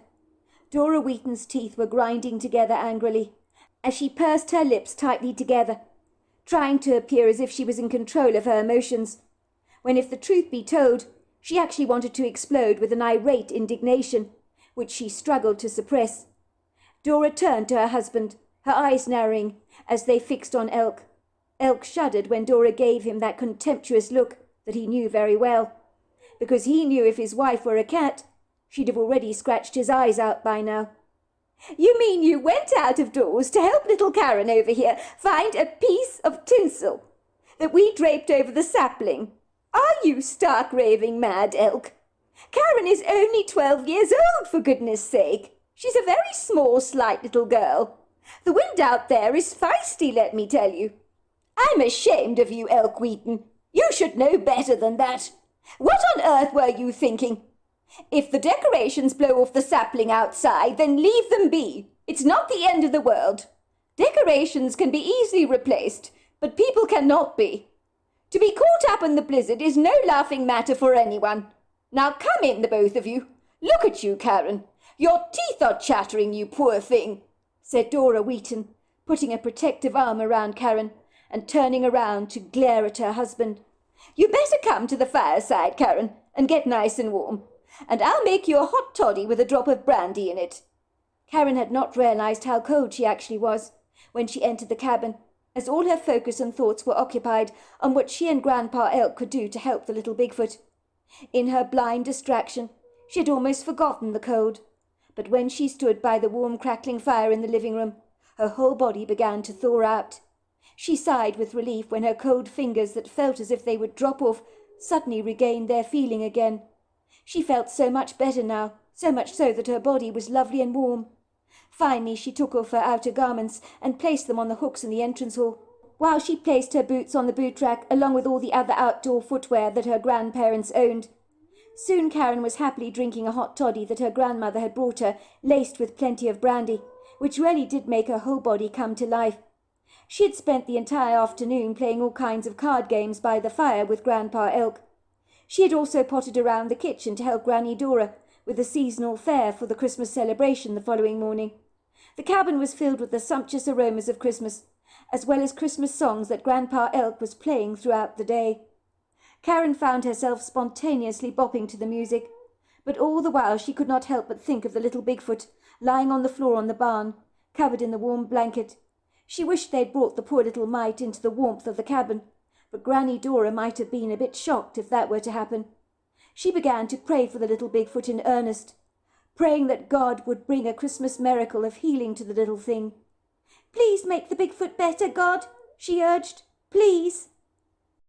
It was on Christmas morning that Karen was delightfully greeted to the wonderful smells of nutmeg and cinnamon. The cabin was sumptuously cosy and inviting, and her first thoughts were to rush to the stocking hanging on the mantel above the fireplace, to see if it had been filled with all kinds of exciting goodies. And then Karen suddenly remembered the little Bigfoot lying in the barn, and her enthusiasm died down like a fire burning out in the crate. Karen knew she'd have easily given up all her Christmas presents this year in exchange for the little Bigfoot getting better. That would be a small price to pay, and the Bigfoot returning to good health would be the best Christmas present ever for her. "You're up already," said Granny Dora, smiling, as she saw her granddaughter in her warm pyjamas rushing over to the Christmas stocking on the mantel to see if it had been filled by Father Christmas. She was not disappointed. She could see the stocking was bulging in all kinds of exciting angles. "Oh, I see, Father Christmas has already been," said Granny Dora, smiling enthusiastically. "Father Christmas is very efficient, is he not? I mean, goodness gracious me. He managed to get through a really precarious blizzard, to come to our remote cabin in the middle of nowhere, in the middle of the night like that, with all these wonderful gifts for you." "Well," said Granny Dora somewhat impatiently, "let's see what Father Christmas has brought you, shall we, Karen? Hurry up, open your stocking." Karen found herself glancing briefly out of the window before she paid much attention to the stocking in her hand that was swinging around like a pendulum. She smiled as she looked at the toe area of the stocking, for she knew that it contained the customary orange that was always placed there every single year. "Are you all right, love?" asked Granny Dora. "If you don't mind my saying so, you look rather preoccupied and distracted. You keep glancing out of the living room window. Are you still worried about the piece of tinsel that blew away? I'm sure when the weather calms down we can find some more to replace it. It really isn't the end of the world. And if you must know, I still think the sapling looks beautiful with all that red ribbon on it." "It's not that, Granny Dora. I'm not worried about the tinsel. I was just wondering if there's still a blizzard outside, that's all. I was wondering if things had calmed down a little." "I'm afraid the tempestuous blizzard out of doors has a mind of its own, Karen dear. It doesn't look like it's going away any time soon. We're snowed in for a while, but we've got everything we need in the cabin. And I want to make sure we have a wonderful Christmas, all three of us together, like we do every year. Now, are you going to open your stocking or not?" "Not until Grandpa Elk gets here," said Karen, who knew that her grandfather always enjoyed watching her screaming with delight when she opened up her Christmas stocking. But this Christmas things felt profoundly different for Karen. With a sick Bigfoot in their midst not far away from the cabin, it was very hard for her to think of anything else but the fate of the little Bigfoot. She clandestinely privately wondered when she and Grandpa Elk would get the opportunity to sneak out to see how the little fellow was doing, without Granny Dora finding out what they were getting up to behind her back. The blizzard out of doors was indomitably fearsome, blowing its forceful, unkind gusts unashamedly across the tundra at a whipping speed. The howls of the wind beat against the cabin like a witch's long fingernails, so that you could hear tapping sounds on all the windows, and sometimes the windows even rattled. The visibility outside the cabin was worse than ever, while the heat from the warm fire in the crate had caused some condensation to develop on the inside windows. All Karen could think about was whether the poor little Bigfoot had survived the night, for it really had been in a bad way. She hoped it had managed to eat the ham sandwich and drink some of the eggnog that she had left for it, to gain some much-needed strength. Was the Bigfoot even warm enough, she wondered? Was the blanket that Grandpa Elk had left for it enough for him? He might have been covered with hair, but the cold temperatures were insufferable. Karen pretended to be enthusiastic when she pulled out the presents from her stocking, which included some pretty socks, a box of crayons, watercolour pencils, some of her favourite gummy bears, a chocolate Father Christmas, a pretty necklace, a pair of warm slippers, a warm scarf and a pair of woolly mittens, and a cute little pink teddy bear. It was a miracle that all the stuff had managed to fit in the Christmas stocking, but then again her grandmother was ingenious at things like that. "Wow, these are lovely, these presents, I mean," said Karen excitedly, managing a smile. "Thank you, Granny Dora. Thank you, Grandpa Elk." "But why are you thanking us, Karen dear? Father Christmas brought those gifts for you during the night, all the way from the North Pole." she insisted. Karen smiled at her grandmother. Did her grandmother really believe at 12 years old? She believed in all that nonsense. Well then, Father Christmas is very clever, she said. He certainly knows exactly what I need. The scarf and these gloves are absolutely perfect.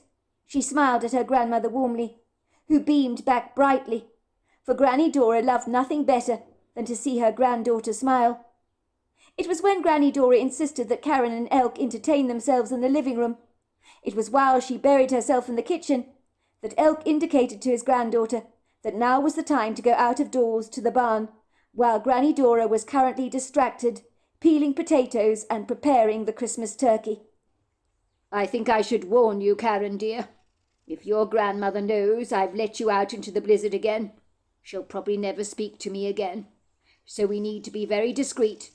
We don't want to make a noise or draw attention to ourselves, because we can hardly tell her that we went out into the snow again to look for that piece of tinsel. She'd do her nuts about that. Are you sure, Karen, that you want to embrace the elements with me? I can easily go out and see if the little Bigfoot is all right, and give him some more medications and food. There really is no need for you to accompany me, you know. I want to come with you, Grandpa Elk. I don't care how bad it is out there. I've seen a lot worse, you know, and even though the wind is feisty, the barn is so close to the cabin, so it won't be a problem getting there. I've also got some food for the Bigfoot that I discreetly put away last night after dinner, so that Granny Dora couldn't see me. Well, you're a clever little thing, Karen, you are, said Elk approvingly. I rather thought you'd want to come with me, and I can see why. I also believe the little Bigfoot will appreciate your presence. I think when he saw you in his groggy state, he was comforted by your young energy. But make sure you dress warmly. We cannot let your grandmother see us, or I'm a dead man, he said, making a gesture of a slit throat, which made Karen giggle. Don't worry, Grandpa Elk. There's nothing to worry about. She's far too busy preparing Christmas lunch and listening to Christmas music to notice us slip out of the cabin. Well, I hope you're right, said Grandpa Elk, gesturing for his granddaughter to follow him. He opened the front door discreetly. The wind practically throttled the both of them unrelentlessly, whipping against their clothes unabashedly and toying with their ability to wade through the snow. But it would seem determination and cast-iron grit can make you overcome the greatest of obstacles. The snow was beating against their faces rather like a sandstorm in the desert. It was stinging uncomfortably and burning their skins. The cold crept through Karen's gloves. It was almost unbearable for her, but she knew the little Bigfoot needed their help, and how could she possibly enjoy Christmas in the cabin when she was worrying about the poor little mite all the time? The little Bigfoot was all that consumed Karen's every thought. Even Granny Dora had commented about how distracted she seemed all morning. But how could Karen tell Granny Dora about the Bigfoot nesting in the barn? For her grandmother would tell her to leave it be. Karen knew as she made her way through the snow with her grandfather at her side that this would be a Christmas she would never ever forget, for their unusual, very special visitor lying in the barn had turned Christmas over on its head for them. Karen's heart pounded vigorously in her chest as she and her grandfather very discreetly opened the barn door. Not knowing what they would find, Karen sighed with relief when they were surrounded by the four walls of the barn and had left behind the wailing wind that was causing everything to rattle. Karen was almost afraid to look at where the Bigfoot was lying in the far corner of the barn. She was so desperately scared the poor little mite might not have lasted the night. She closed her eyes tightly, almost afraid of what she might see. She took in a deep breath and looked towards the far corner of the barn. The little Bigfoot was lying there motionless on the floor. He looked like a black woolen rug. For a moment Karen and her grandfather Elk feared the very worst. They were certain the little Bigfoot was dead. Grandpa Elk put a comforting, rather reassuring arm around Karen's shoulders as they reluctantly, somewhat warily, approached the little Bigfoot. Be strong, love, her grandfather whispered. Remember, we did our very best for him in the circumstances. Karen knew by her grandfather's ominous words that he really believed the worst, and that the little Bigfoot probably had not survived the night. She inwardly screamed, "Please, God, no! I'd give up all my Christmas presents for the next 10 years, I would, if you'd only save this little Bigfoot. Please don't let him die. Please, I beg you, God." Karen was the first to step forward very cautiously. She moved stealthily across the barn floor. She held in her hand the bag containing the food she'd bought for the Bigfoot. It was as she stood over the little Bigfoot's head that she observed the rise and fall of its chest. The blanket had slipped down the Bigfoot's chest and was only covering a small portion of his body. He really did rather look like a black rag on the floor, and if you didn't know better, that is what you would have assumed he was. But the Bigfoot was alive. He was breathing. Karen wanted to punch the air with a joyful fist. Relief washed over her. She glanced up at her grandfather Elk and whispered, "He's still breathing."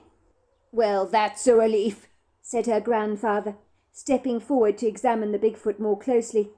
That was when Karen noticed not only had he eaten the ham sandwich, but the eggnog had also been drunk. And she knew if the Bigfoot was eating and drinking, it was obviously making a swift recovery, and that was indeed a promising start. All of a sudden the little Bigfoot shuffled awkwardly under the blanket, opening one eye and then another, as it glanced from Grandpa Elk to Karen. The little Bigfoot looked a tad confused for a moment, as if he was disorientated and didn't know exactly where he was, or if he was seeing right. So he rubbed his eyes and then looked at Grandpa Elk and Karen, with a very shy, demure expression on his face. "It's all right, little one," said Grandpa Elk. "I'm not sure if you can understand a word of what I'm saying, but we're here to help you. We mean you no harm. We brought you some food and drink, and if I may, I'd like to give you an injection in your arm.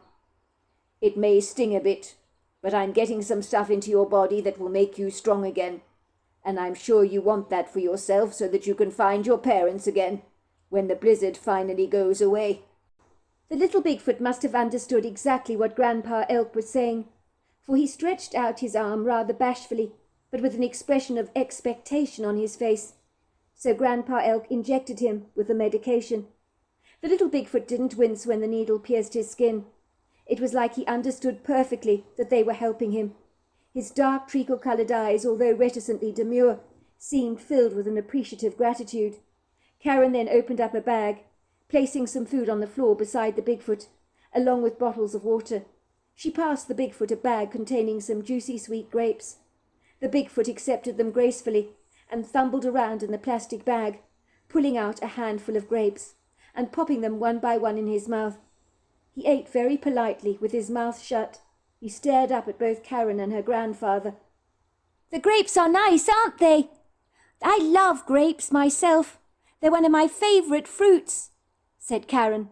The Bigfoot stared at Karen as it continued to eat the grapes, until finally he had demolished them all. But there was a spark of life in his eyes, which Karen knew meant the creature was doing so much better, and probably would make a full recovery.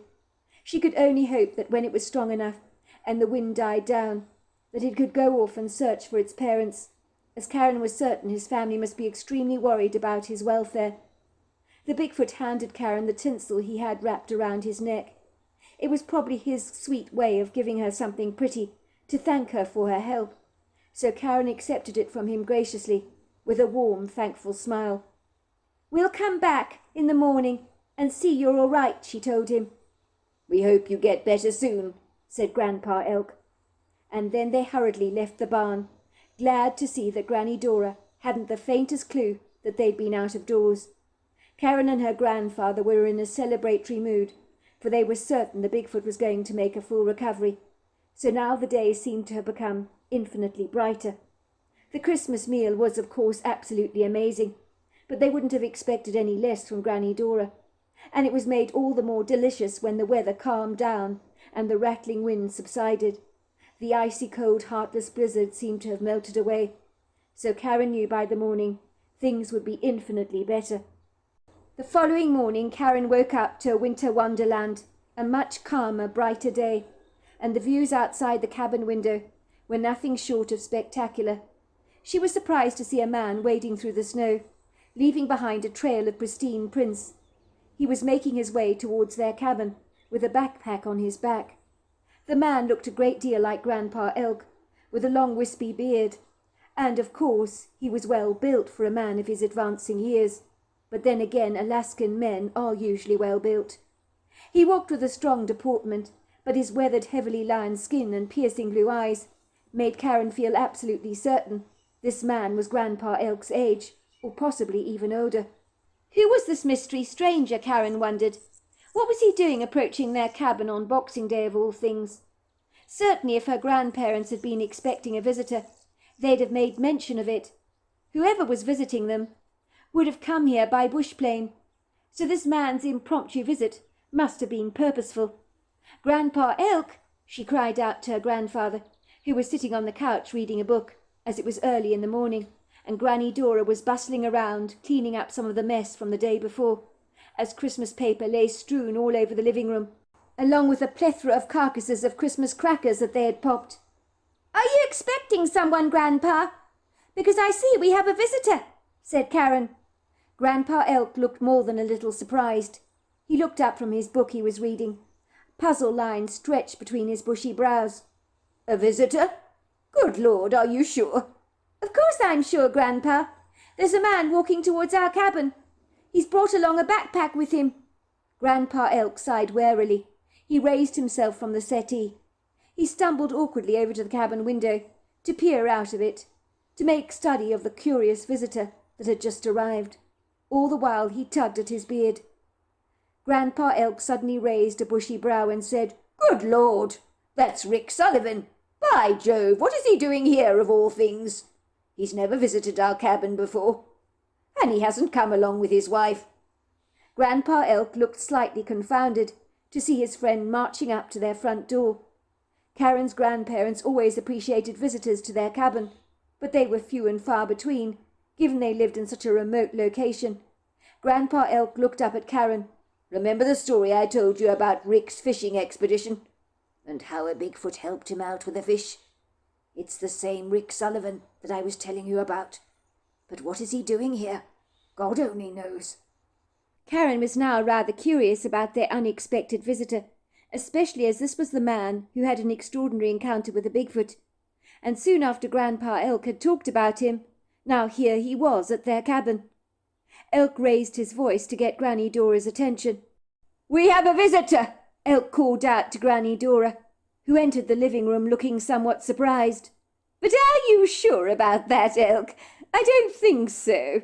We don't get visitors in the middle of nowhere just rocking up like this. Your eyes must be deceiving you. No, we've definitely got a visitor.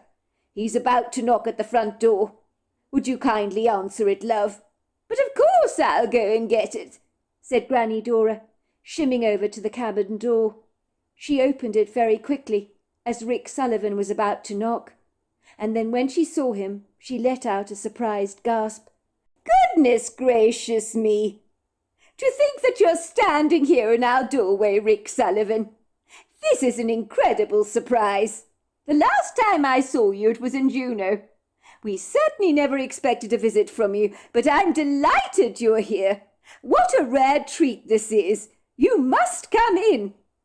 As to why Rick had visited the Wheaton family on Boxing Day, no one knew the answer to that question, for he was not forthcoming about his visit. Karen decided that this was the perfect opportunity for her to visit the little Bigfoot in the barn, as the weather had cleared, and her grandmother would not mind her going outside for a little walk, which is exactly what she planned to do. "I'm just going for a little walk, Granny Dora," she told her. "I've eaten so much delicious food over Christmas, and I'm stuffed. I guess I need some exercise to work it all off." When Grandpa Elk heard what Karen was saying to her grandmother, he gave her a wink. He was caught up in conversation with Rick Sullivan, but he knew exactly where Karen was going. "Don't wander off too far, love, from the cabin, I mean," Granny Dora warned. "We don't want you getting lost, do we? And out here in Alaska, that is very possible." "Don't worry, Granny Dora. I'm just going to be 5 minutes away. I won't be going far from the cabin, I promise." "Good, I'm glad to hear it, love," said Granny Dora appreciatively. There was a skip to Karen's step, as she hurried off breezily to the barn to see the little Bigfoot. She had, of course, come armed with goods for the Bigfoot, plenty of food for the little thing to eat. She was no longer filled with trepidation or anxious energy, for the weather now was so much calmer and significantly warmer, and no wind was blowing. Everything outside the cabin was crisp and clear, picture perfect like the most glorious postcard you've ever seen. Karen opened the barn door rather cautiously. It squeaked behind her. She glanced over to the far corner of the barn, where she expected to see the little Bigfoot. Maybe he'd be looking up at her by now. But then she realized he was gone, and she could not help but feel a desperate sense of disappointment. Of course she chastised herself for these thoughts, for indeed if the little Bigfoot had gone, it was a very good sign. It must mean he was fully recovered. But she could not help but feel a big vacuous hole inside her heart, as she had warmed so much to the little Bigfoot, almost as if he had become a friend. Karen walked over to the crumpled blanket lying in the far corner of the room, like a puddle on the floor. On the blanket she saw some twigs had been arranged in a Pacific pattern, and Karen smiled to herself. Even though she couldn't understand the meaning of the twigs, she knew they were saying thank you. As Karen walked away from the barn, with the blanket in her hand, her heart became heavy, because she was certain she'd never see the Bigfoot again. Rick Sullivan had been invited to stay with the Wheatons for the next few days. He had cordially accepted their invitation, but had given no plausible explanation as to why he'd visited the Wheatons, apart from saying he was feeling a tad lonely, as his wife had gone to stay with his sister, and he'd been left alone at his house in Juneau. He had come to the cabin by bush plane, with no advance warning, which in itself was decidedly strange and rather unorthodox. It was late that night, after everyone had retired to bed, including the Wheatons' guest, Rick Sullivan, and when they were all locked in a deep sleep, all of a sudden they were woken up to the sound of someone clobbering the front door very loudly. Whoever the hell they were making quite a commotion, so much so that the whole cabin began to shake.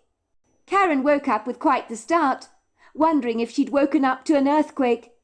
She could hear Grandpa Elk telling Granny Dora that he'd go to the front door and see who was there. "It's probably nothing, love," she heard her grandfather saying in a reassuring voice. "It might even be the wind. You can't be sure, can you?" "Are you kidding me, Elk? There is no wind out of doors. Someone is literally shaking the entire cabin," came Granny Dora's panicky voice. "It sounds like the axeman is at the door. Please don't answer it, Elk, whatever you do," she begged. "I'm creeped out, Elk, I really am. A normal, civilized person doesn't knock at the door like that. It's insane. And who would be at our door at this time of night, when we live in the middle of nowhere? No, you can't possibly answer it." "Calm down, love. I'm sure it's nothing. Maybe it's Rick's wife." "Rick's wife?" said Granny Dora, sounding more than a little confounded. "You think Rick's wife is paying us a visit in the middle of the night like this? Are you absolutely insane? Besides, isn't Rick's wife spending time with her sister?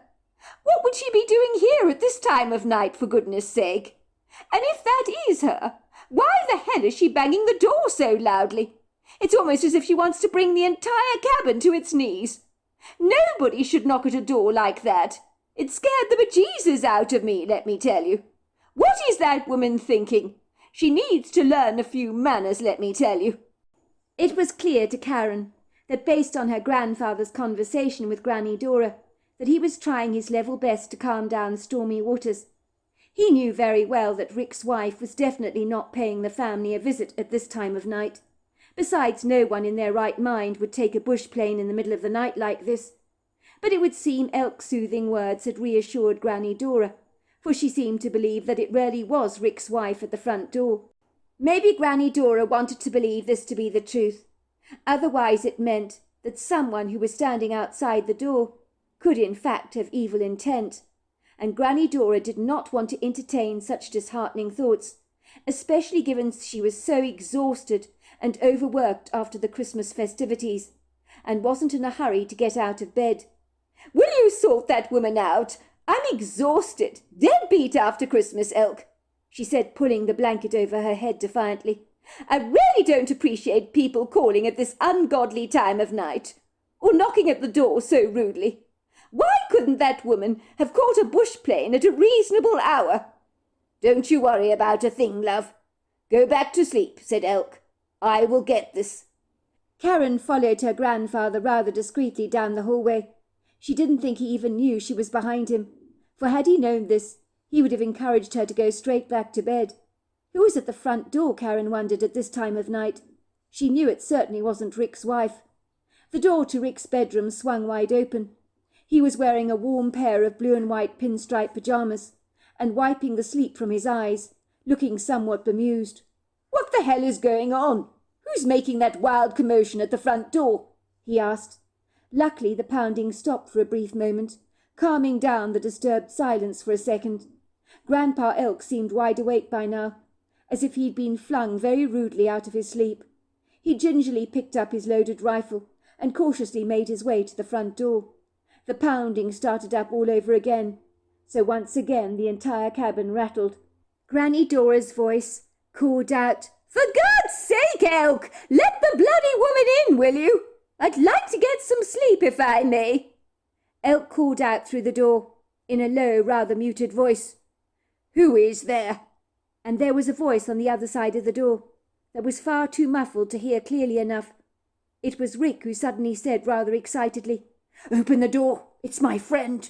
It's my friend."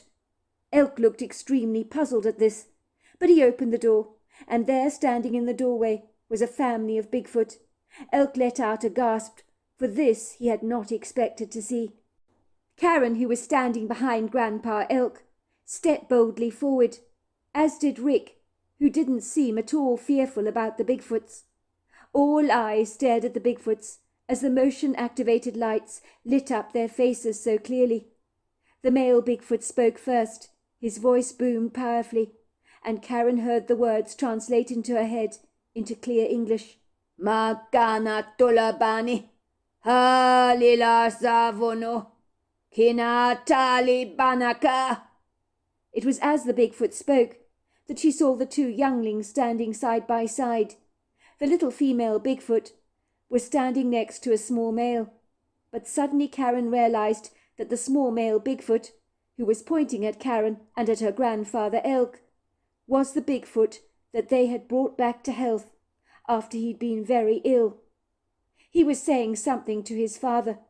The big male Bigfoot looked from Grandpa Elk to Karen and said, "Malilatola, balina sagilato, havilana, consatila soko. We have come here to thank you for saving our son. Our son fell sick, got lost in the wilderness because of the blizzard, but you brought his health very kindly back to him with all your treatments and care. You gave him food to eat and water to drink. We are indebted to you for your great kindness and will never forget what you have done for us." The male Bigfoot had a bag made of animal skin slung over his shoulders. He fiddled around in it for a moment and then withdrew a stone which he handed to Karen. "Kantila sika, halilaka, kosampi. My son wants you to have it," he said.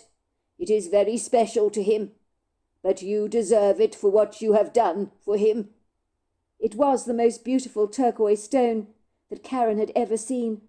She could only wonder where the stone had come from and how the Bigfoot could have come across something like this. At this point, the male Bigfoot focused his undivided attention on Rick. No words were exchanged between the two of them, but Karen suddenly realized that a dialogue was occurring between them, but a telepathic one. She realized that Rick was well acquainted with the male Bigfoot, for he was nodding at him and smiling as if they were old friends, sharing a private joke together. Finally, the Bigfoot family turned around from whence they had come and disappeared into the woods and were gone. For a long while, Karen, Rick, and Elk stared out rather bemused at the snow under the dark canopy of the night, without saying a single word, almost as if all three of them were trying to digest what had just happened. Then Rick turned around and said, "By Jove, that was quite extraordinary, was it not? I'll tell you why I came to the cabin. I felt as if I'd been called here, for reasons I couldn't understand. But now it all makes sense. That Bigfoot wanted me to be here so that I could open the door, so that you would know that they imposed no threat to you." It was then that Grandpa Elk told Rick all about the little Bigfoot that had got lost in the blizzard, who was so sickly that he and Karen were not sure the thing would actually survive. But after plying him with medications, he had luckily made a full recovery. "That's incredible," said Rick, shaking his head in wonderment. "I don't know how that Bigfoot even knew I knew you. I told you to open the door because I recognized his voice at once, the voice I would hear in my head while fishing at the creek. What an incredible distance he must travel over. You have to admit it. All the way from the creek to here. It's extraordinary if you ask me." "Well, it is a small world, is it not? My bet is those Bigfoots know every part of the Alaskan tundra. It goes to show Bigfoots must travel over long distances and over extremely treacherous terrain. Either that, or they know how to make significant shortcuts, how to access portals perhaps, or even wormholes, to get to places a whole lot faster than we ever could. I rather suspect that this may indeed be the case." It was the following morning over breakfast, as Granny Dora was frying eggs, while Grandpa Elk and Rick and Karen were seated around the kitchen table, knocking back glasses of orange juice and mugs of warm coffee. The kitchen smelt deliciously of caramelized toast and crispy bacon. Karen suddenly realized she was ravenously hungry. It was toasty warm in the kitchen, with the wood-burning stove spreading out its generous heat to all corners of the room. The crackling flames provided a comforting cheer. In the background, Christmas music was being cheerfully played. Elk, Rick and Karen just remained seated at the kitchen table, but not many words were exchanged between them. As Karen suspected, much like herself, they were all reflecting on the previous night's activities, for it's not every night when a family of Bigfoot pays you a visit. "Goodness gracious me," said Granny Dora, looking from Karen to Elk and then Rick. "Why is everyone being so quiet this morning?" "I guess we're all just hungry," said Grandpa Elk. "Well, good, I'm very glad to hear that. I've cooked up quite a storm for breakfast this morning, and we've still got so many leftovers from Christmas, I have to say." Granny Dora looked well rested after a good night's sleep. She was wearing a pair of chinos and a thick Christmas woolly sweater that was covered in Christmas reindeer. Once she'd served everyone up big generous plates of ham, eggs, crispy bacon, pancakes, along with maple syrup. She sat down at the table with a mug of steaming hot coffee in her hand, and said very reflectively, "I had such a vivid dream last night. You wouldn't believe it." "Really, love? Why don't you tell us about it?" Elk asked her. "Well, I'd like to, actually. In my dream, this whole cabin was shaking like a leaf. Someone was rapping very loudly at our front door, and I was very afraid, because it felt like a scene from a horror movie." "Goodness gracious, love," said Grandpa Elk. "That does sound grisly." "Well, it was, Elk. You have no idea. I was terrified, but you wanted to investigate the noise. I told you, Elk, to stay in bed and not to open the front door. I was terribly afraid that the person standing on the other side might have nefarious intent, for it made no sense to me that someone would knock at the door in the middle of the night when we live in the middle of nowhere, for goodness sake. Instead, you climbed out of bed and went to answer the door, refusing to listen to me. You would not believe, Elk, who was standing at the other side of the door. This is where my dream gets seriously weird, and I don't want you to laugh at me when I tell you what happened next." "I wouldn't dream of laughing at you, love," said Grandpa Elk, quickly chugging down a large glass of orange juice, as his whole body began to stiffen. Karen suspected he was now wondering how much Granny Dora had seen the previous night, but judging by the way she'd been talking, she really thought it must have been a dream. Granny Dora let out a big laugh. "Well, a whole Bigfoot family was standing at our front door. You were having a conversation with them. Can you believe that? There was a very big Bigfoot standing there. He was all male, testosterone literally oozing out of his body.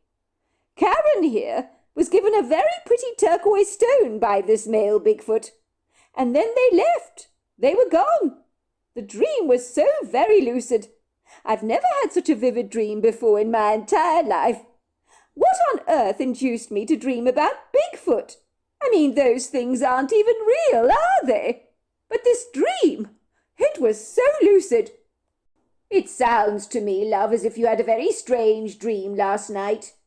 But I wouldn't be so quick to dismiss that creatures like Bigfoot exist out here in Alaska, because anything is possible. Listen to you, Elk, said Granny Dora, chuckling. You do have a vivid imagination. Maybe Grandpa Elk is right, and creatures like Bigfoot do exist, said Karen. Oh, I think there's a very big possibility they do, said Rick with a big smile. This is Alaska, after all. My guess is there are things out there in the wilderness we have no idea even exist. Well, you're probably right, said Granny Dora. But Bigfoot, I think, is a bit of a stretch of the imagination. Don't you? But let me tell you, I must have a good imagination, because my dream last night was so detailed in every way. Karen and her grandfather Elk never told Granny Dora that her dream had been spot on, and that a family of Bigfoots had indeed arrived at their cabin in the middle of the night to say thank you. As far as Karen was concerned, that was the most memorable Christmas she ever spent in Alaska, and one she will never ever forget. She has turned the turquoise stone into a beautiful pendant that she regularly wears around her neck. People ask her all the time where she got it from, and she always says, I can't remember, for some secrets are best not shared. So there you are. That's my story. Well, hello there. I hope you enjoyed the Omnibus edition. We've got many more coming our way for you to listen to. Sending you love wherever you are in the world, in North America, Canada, Kenya, wherever you may be. I send you lots and lots of love. Thank you for listening to my Omnibus, and I really do hope you enjoyed it, because that's the whole idea about it, is to give you some interesting stories to listen to. So until next time, goodbye and good night.